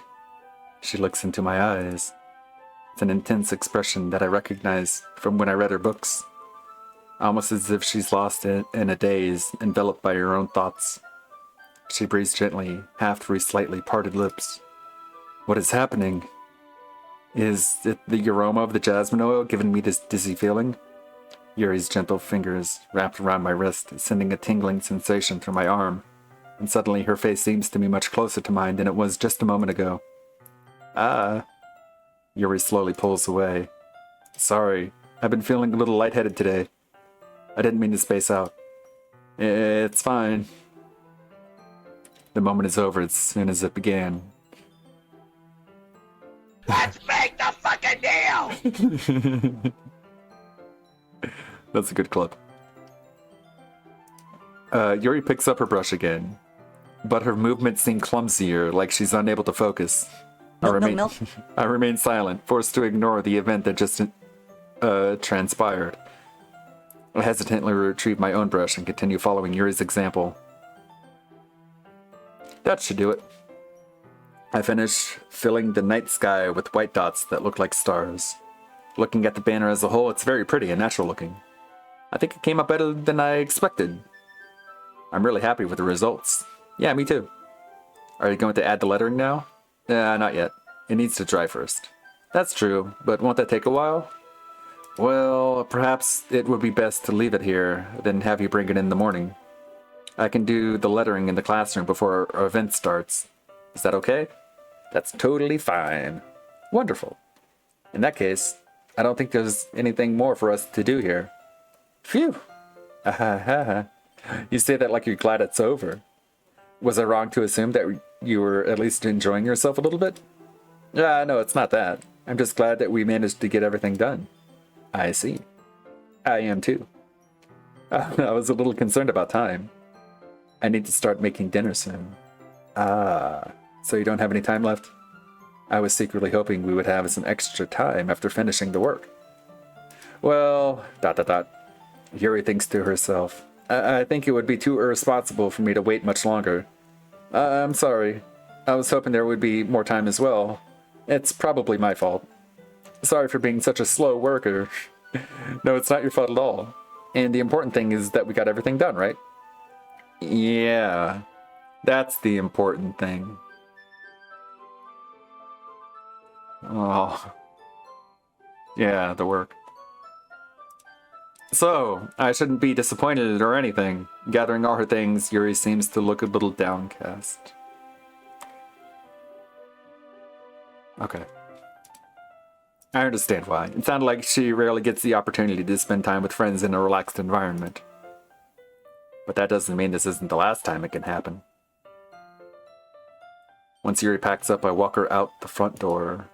Thank you very much for having me today. No problem. I'm glad I was able to help. Just let me know if there's anything else you need me to bring tomorrow. I will. Well then. Yuri fidgets. I guess I'll see you tomorrow. Wait. I kind of say that without thinking. About today. It's fine that we didn't have as much time as we wanted, because we can do this again. Whenever you want, you can come over, or we can go out somewhere. I forgot you don't like going out much. As I stumble over my words, Yuri simply smiles bashfully. Anyway, you know what I'm trying to say, so you're very thoughtful, Ludwig. Yuri takes a step closer to me, then briefly squeezes my hand. Ooh la la. Kind of like that about you. Ooh la la. Ooh la la. Ooh la la. But not in my mouth. I kind of like that about you. Well, how am I supposed to respond to that? But I don't even get a chance to, as Yuri suddenly pulls back. Oh! Bonk. Yuri. Oh, great. Uh-oh. Hi, Ludwig. Sayori. Just now, we weren't... It's okay, Ludwig. I just stopped by to say hi. Well, it's nice to see you. I'm sorry, but I'm already on my way to leave. Oh, really? That's too bad. I'm sorry. But not in my mouth. But we'll all be together at the festival tomorrow, so that's fine, right? Of course. Sayori beams. Yeah, so I'll see you tomorrow. Bishoo! Zoop! Ree! Clearly embarrassed, Yuri hurries off. Sayori waves goodbye after her. Sayori!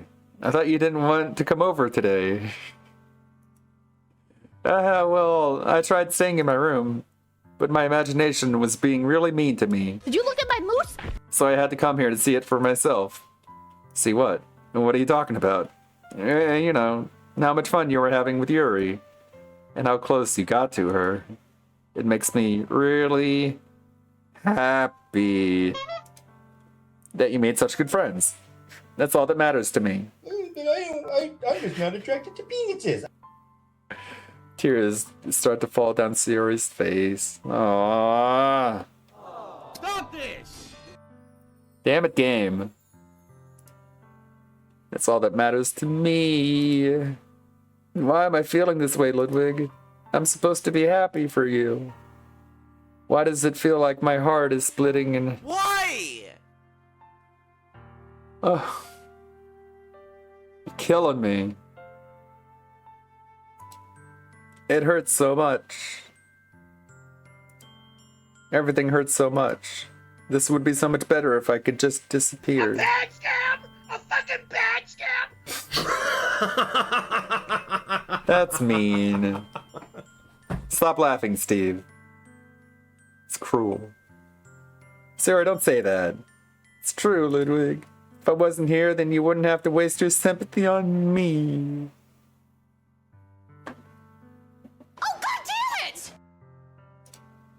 You wouldn't have to put up with me being selfish. Monica was right. I should just... Monica? Monica was right about what? ... Sayori, what I said before is true. I'm not going to let this continue. Caring about you like this isn't the burden your mind is making it out to be. It's something that makes me happy. It's something that I wouldn't trade for anything else. So even if it takes an entire lifetime, I'm going to be by your side until you don't feel any more pain. But... Sayori looks away. I put a hand on her shoulder to reassure her. I'm scared, Ludwig. I'm really scared. What are you scared of, Sayori? I'm scared that I might like you more than you like me. Sayori, it's true, isn't it? I was weak and started to like you too much. I did this to myself. Ludwig, I like you so much that I want to die.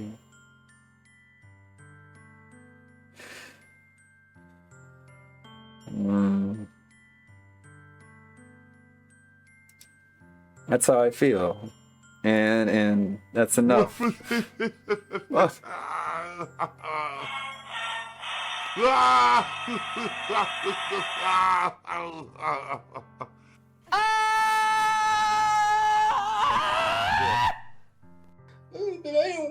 just not attracted to penises. That's making sure I don't feel anything. That's enough, Sayori. I don't want you to hurt anymore. I slide my hand down Sayori's arm and squeeze her hand in my own. Do you remember how I said I always know what's best for you? Do you still believe me? Wordlessly, Bark, motherfucker! My chickens came home to roost. Why? Was I... Okay, I'm thinking too deeply. I'm overthinking it. Wordlessly, Sayori nods. Even if you don't understand all of your own feelings, I know what you need the most right now. And that's what I'm going to give to you.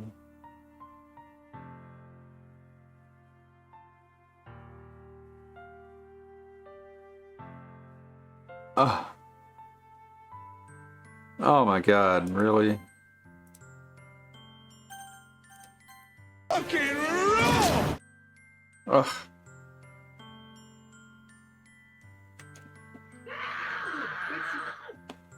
Damn it.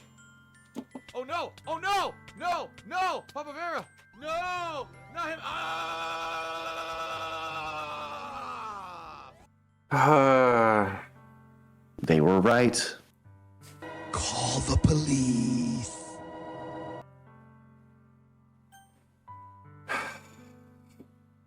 But not in my mouth! Rock bottom. Real talk, why? Real talk. Chat usually just makes me sad. I just can't do it. I can't take this shit no more, man. Abandon the entire Twitch chat, please. Come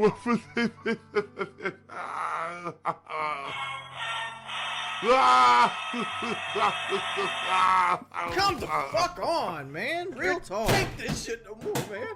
I just can't do it. What a punk ass bitch, effeminate man. Dude, it's always that dude with this fucking.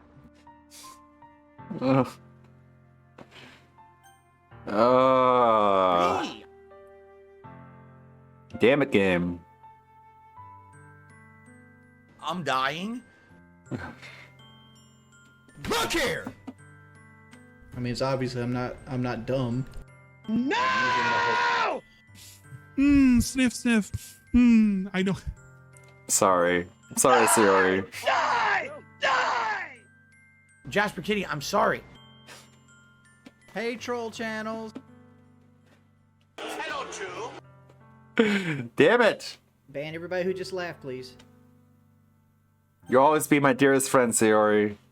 Hell! Get that ass banned. You'll always be my dearest friend. What you need most is for things to be like they've always been. Be seeing you around then. No! Stop! God damn it!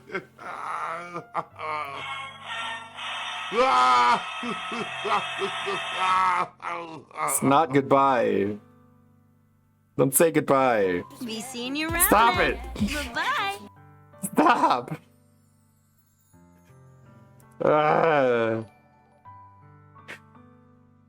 Thank you for the follow. Monica told me the truth. She told me how much happier you seemed after I joined the club. I know you're struggling with some really difficult feelings right now, but please trust me that I know what's best and what will make you happy in the end. I promise that I'll help get things. Bad scam! A fucking bad scam! Gonna make me turn those down. I promise I'll help get things back to the way they were. I see. Sayori forces a smile through an incredibly pained expression. Is this what it feels like? Let's make the fucking deal! God damn. Fuck you! Fuck you!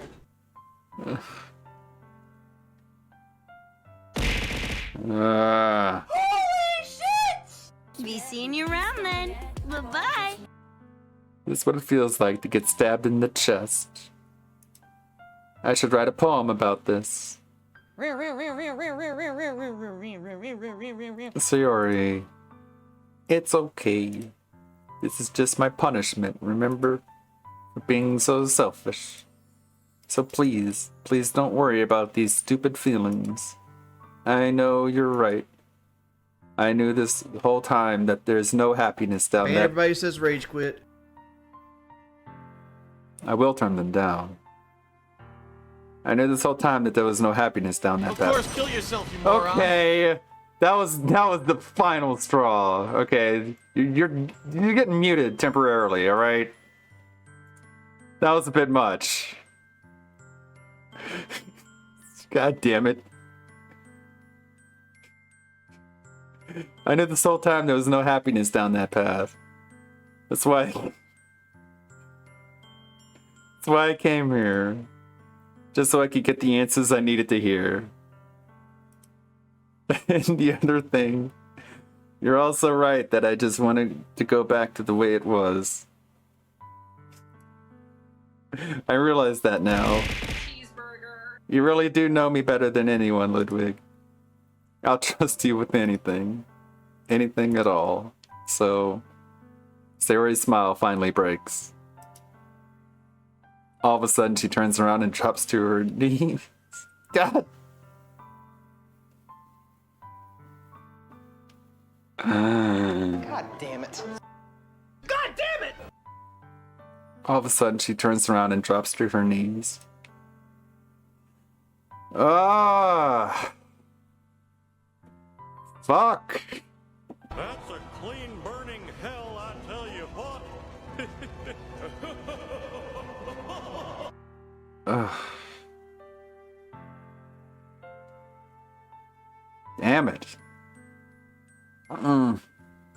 It's rough. Clutching her head with both hands, she screams as loudly as she can. I'm so shocked that I don't know how to react. Sayori looks over her shoulder and flashes me one more weak smile before turning around and running off. Sayori... ... I'm left helplessly standing in front of my house. Why am I feeling so horrible about this? There's nothing more that I could have done.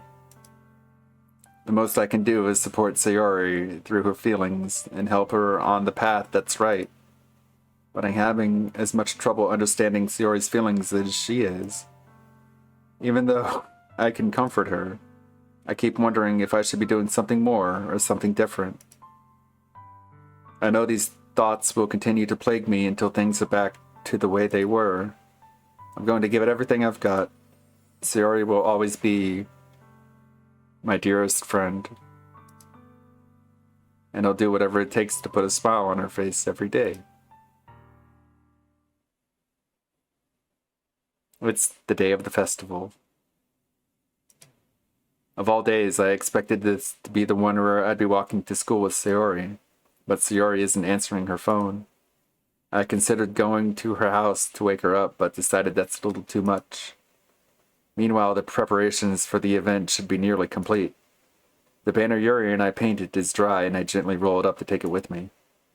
She sent me a pleasant text reminding me not to forget anything, and I reassured her. Funnily enough, I probably feel the same way as Natsuki about the event. I'm more excited for it to be over so I can spend time with Sayori and Yuri at the festival. But knowing Monica, I'm sure the event will be great too. Ludwig, you're the first one here. Thanks for being early. That's funny, I thought at least Yuri would be here by now. Monica is placing little booklets on each of the desks in the classroom. They must be the one she prepared that have all the poems we're performing. In the end, I found a random poem online that I thought Monica would like and submitted it.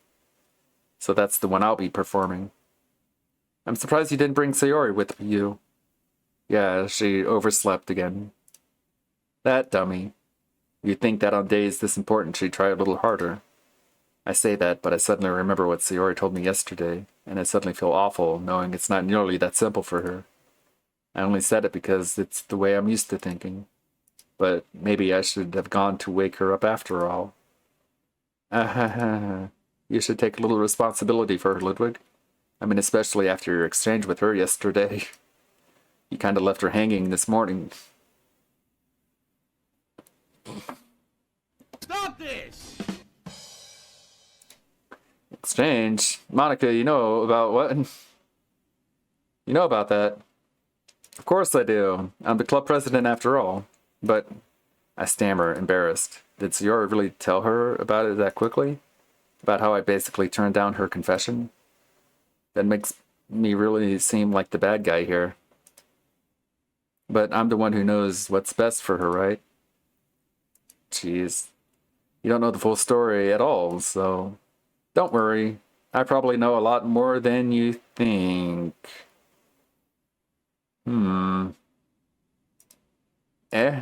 Monica is being as friendly as usual, but for some reason I felt a chill down my spine after hearing that.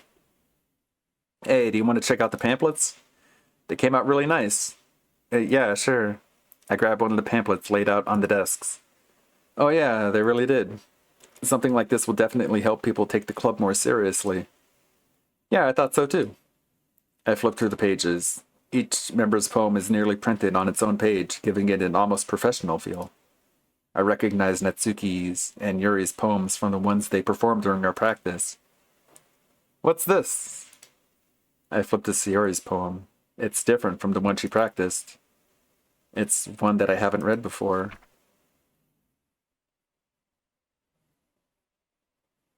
Oh. Oh my god. Oh. Jeez.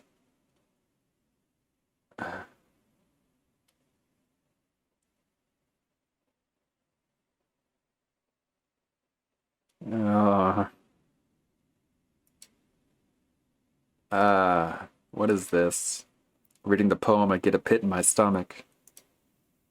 Ludwig? What's wrong? Nothing. This poem feels completely different from everything else Sayori's written. But more than that, I changed my mind. I'm going to go get Sayori, so... well, alright. Try not to take too long, okay? I quickly leave the classroom. Don't strain yourself. Monica calls that out after me. I quicken my pace. What was I thinking? I should have tried a little bit harder for Sayori. It's not a big deal to at least wait for her or help her wake up. Even the simple gesture of walking her to school makes her really happy. Besides, I told her yesterday that things will be the same as they always have been. It's all she needs, and what I want to give her. I reach Sayori's house and knock on the door. I don't expect an answer since she's not picking up her phone either.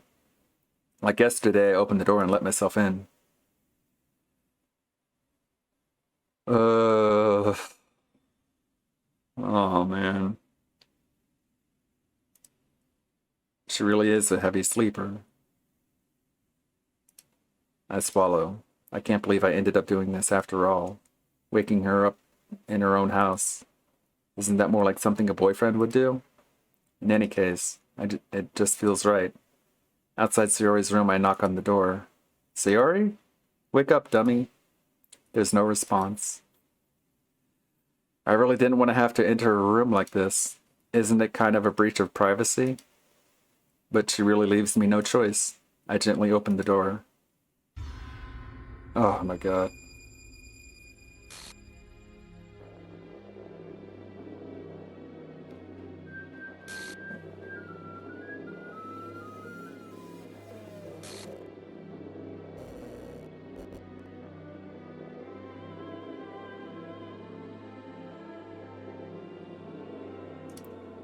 What the hell? What the hell? Is this a nightmare? It has to be. This isn't real. There's no way this can be real. Sayori wouldn't do this. Everything was normal up until a few days ago. That's why I can't believe what my eyes are showing me. I suppressed the urge to vomit. Just yesterday, I told Sayori I would be there for her. I told her I know what's best and that everything will be okay. And then why would she do this? How could I be so helpless? What did I do wrong? Turning down her confession, that has to be what pushed her over the edge. Her agonized scream still echoes in my ears. Why did I do that to her when she needed me the most? Why was I so selfish? This is my fault. Oh. Yeah. I mean, if you saw the intro song, it basically spoiled this. My swarming thoughts keep telling me everything I could have done to prevent this. If I just spent more time with her. You guys are even more messed up than I am. If I just spent more time with her, walked her to school, and gave her what I know she wanted out of our relationship, then I could have prevented this. I know I could have prevented this. Screw the literature club, screw the festival. I just lost my best friend. Someone I grew up with. She's gone forever now. Nothing I can do to bring her back. This isn't some game where I can just reset and try something different. You sure about that? I had only one chance, and I wasn't careful enough, and now I'll carry this guilt with me until I die. Nothing in my life is worth more than hers, but I still couldn't do what she needed from me. And now I can never take it back. Never, never, Never. Never. Never.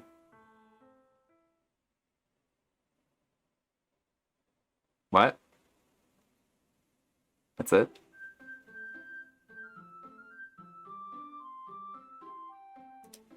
And it's all glitched.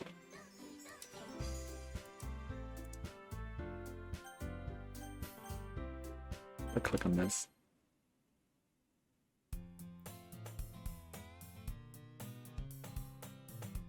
Huh. I see an annoying girl running towards me from a distance, waving her arm in the air like she's totally oblivious to any attention she might draw to herself. That girl is Warbler.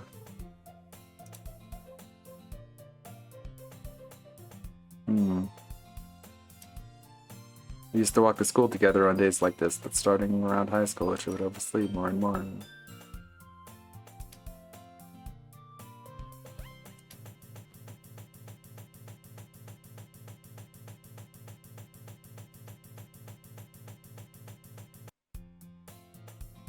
It's an ordinary school day like any other. Mornings are usually the worst, being surrounded by couples and friends walking to school together.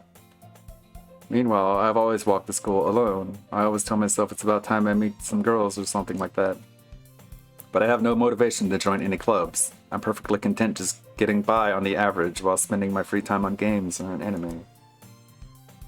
There's always the anime club, but it's not like there would be any girls in it anyway.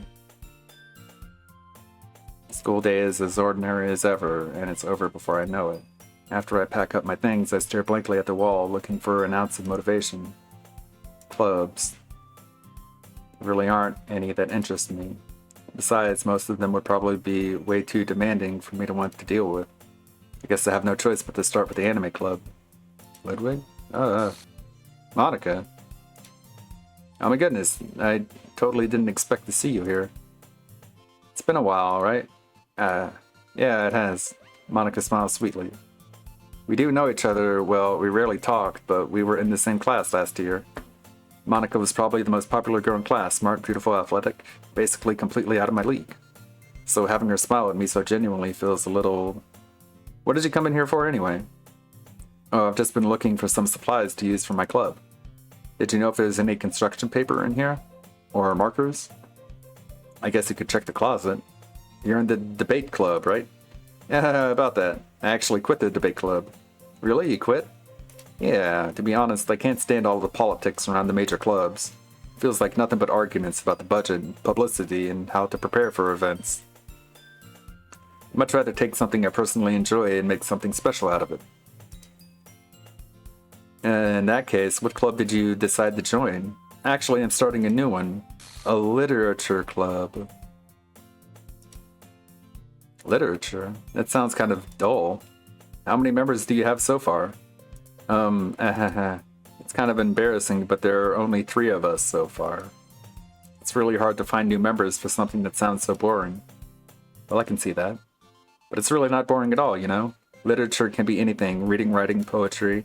I mean, one of my members even keeps her manga collection in the club room. Wait, really? Yeah, it's funny, right? She always insists that manga is literature too. I mean, she's not wrong, I guess. And besides, a member's a member, right? Did Monica say she? Hey, Ludwig. By any chance, are you still looking for a club to join? I mean, I guess so, but... In that case, is there any chance you could do me a big favor? I won't ask you to join, but if you could at the very least visit my club, it would make me really happy. Please? Well, I guess I have no reason to refuse. Besides, how could I ever refuse someone like Monica? Sure, I guess I could check it out. Ah, awesome. You're really sweet, Ludwig, you know that? It's nothing, really. Shall we go then? I'll look for the materials another time. You're more important. And thus. Can still go for another few hours. And thus today marks the day I sold my soul to Monica and her irresistible smile. I timidly follow Monica across the school and upstairs, a section of the school I rarely visit, being genuinely used for third-year classes and activities. Alright, I'll unmute the sound commands now. There, sound commands are back. Monica, full of energy, swings open the classroom door. I'm back. And I brought a guest with me. Eh? I guess. Seeing you around then. Bye-bye. Don't abuse it. Seriously, you brought a boy? Way to kill the atmosphere. Don't be mean, Natsuki. But anyway, welcome to the club, Ludwig. ... All words escape me in this situation. This club is full of incredibly cute girls. So let me guess. You're Monika's boyfriend, right? What? No, I'm not. Natsuki, the girl with the sour attitude, whose name is apparently Natsuki, is one I don't recognize. Her small figure makes me think she's probably a first year. Anyway, this is Natsuki, energetic as usual. And this is Yuri, the vice president. It's nice to meet you. Yuri, who appears comparably more mature and timid, seems to have a hard time keeping up with someone like Natsuki. Yeah, it's nice to meet both of you. So I ran into Ludwig in a classroom, and he decided to come check out the club. Isn't that great? Wait, Monika, didn't I tell you to let me know in advance before you brought in anyone new? I was going to, well, you know. Sorry. I didn't forget that, but I just happened to run into him. In that case, I should at least make some tea, right? Yeah, that'd be great. Why don't you come sit down, Ludwig? The girls have a few desks arranged to form a table. Yuri walks to the corner of the room and opens the closet. Meanwhile, Monika and Natsuki sit across from each other. Still feeling awkward, I take a seat next to Monika. So, you know you didn't really plan on coming here, but we'll make sure you feel right at home, okay? As president of the literature club, it's my duty to make the club fun and exciting for everyone. I'm surprised there aren't more people in the club yet. It must be hard to start a new club. You could put it that way.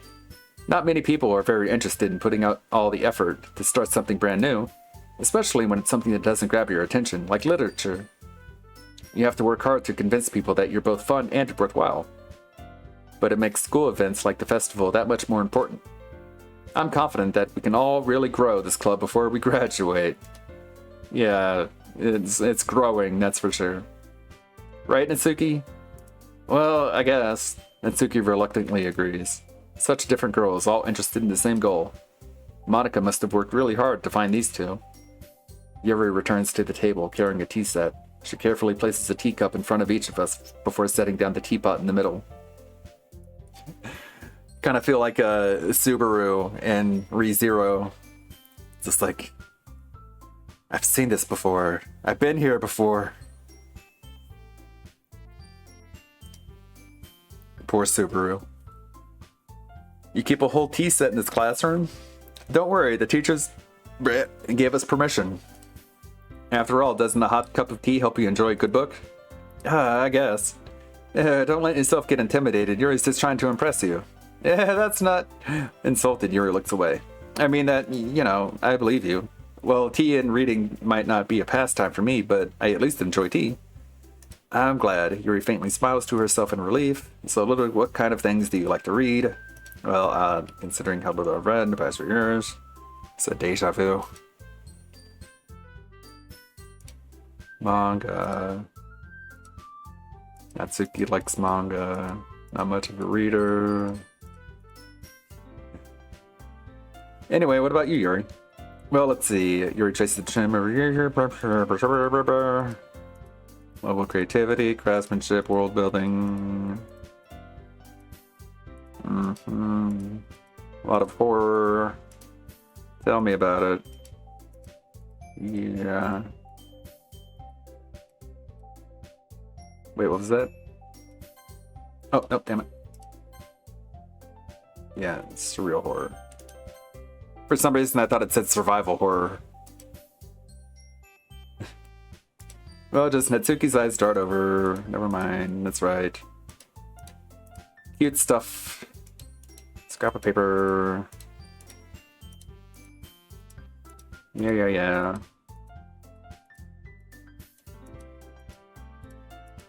I don't like them. Not very confident.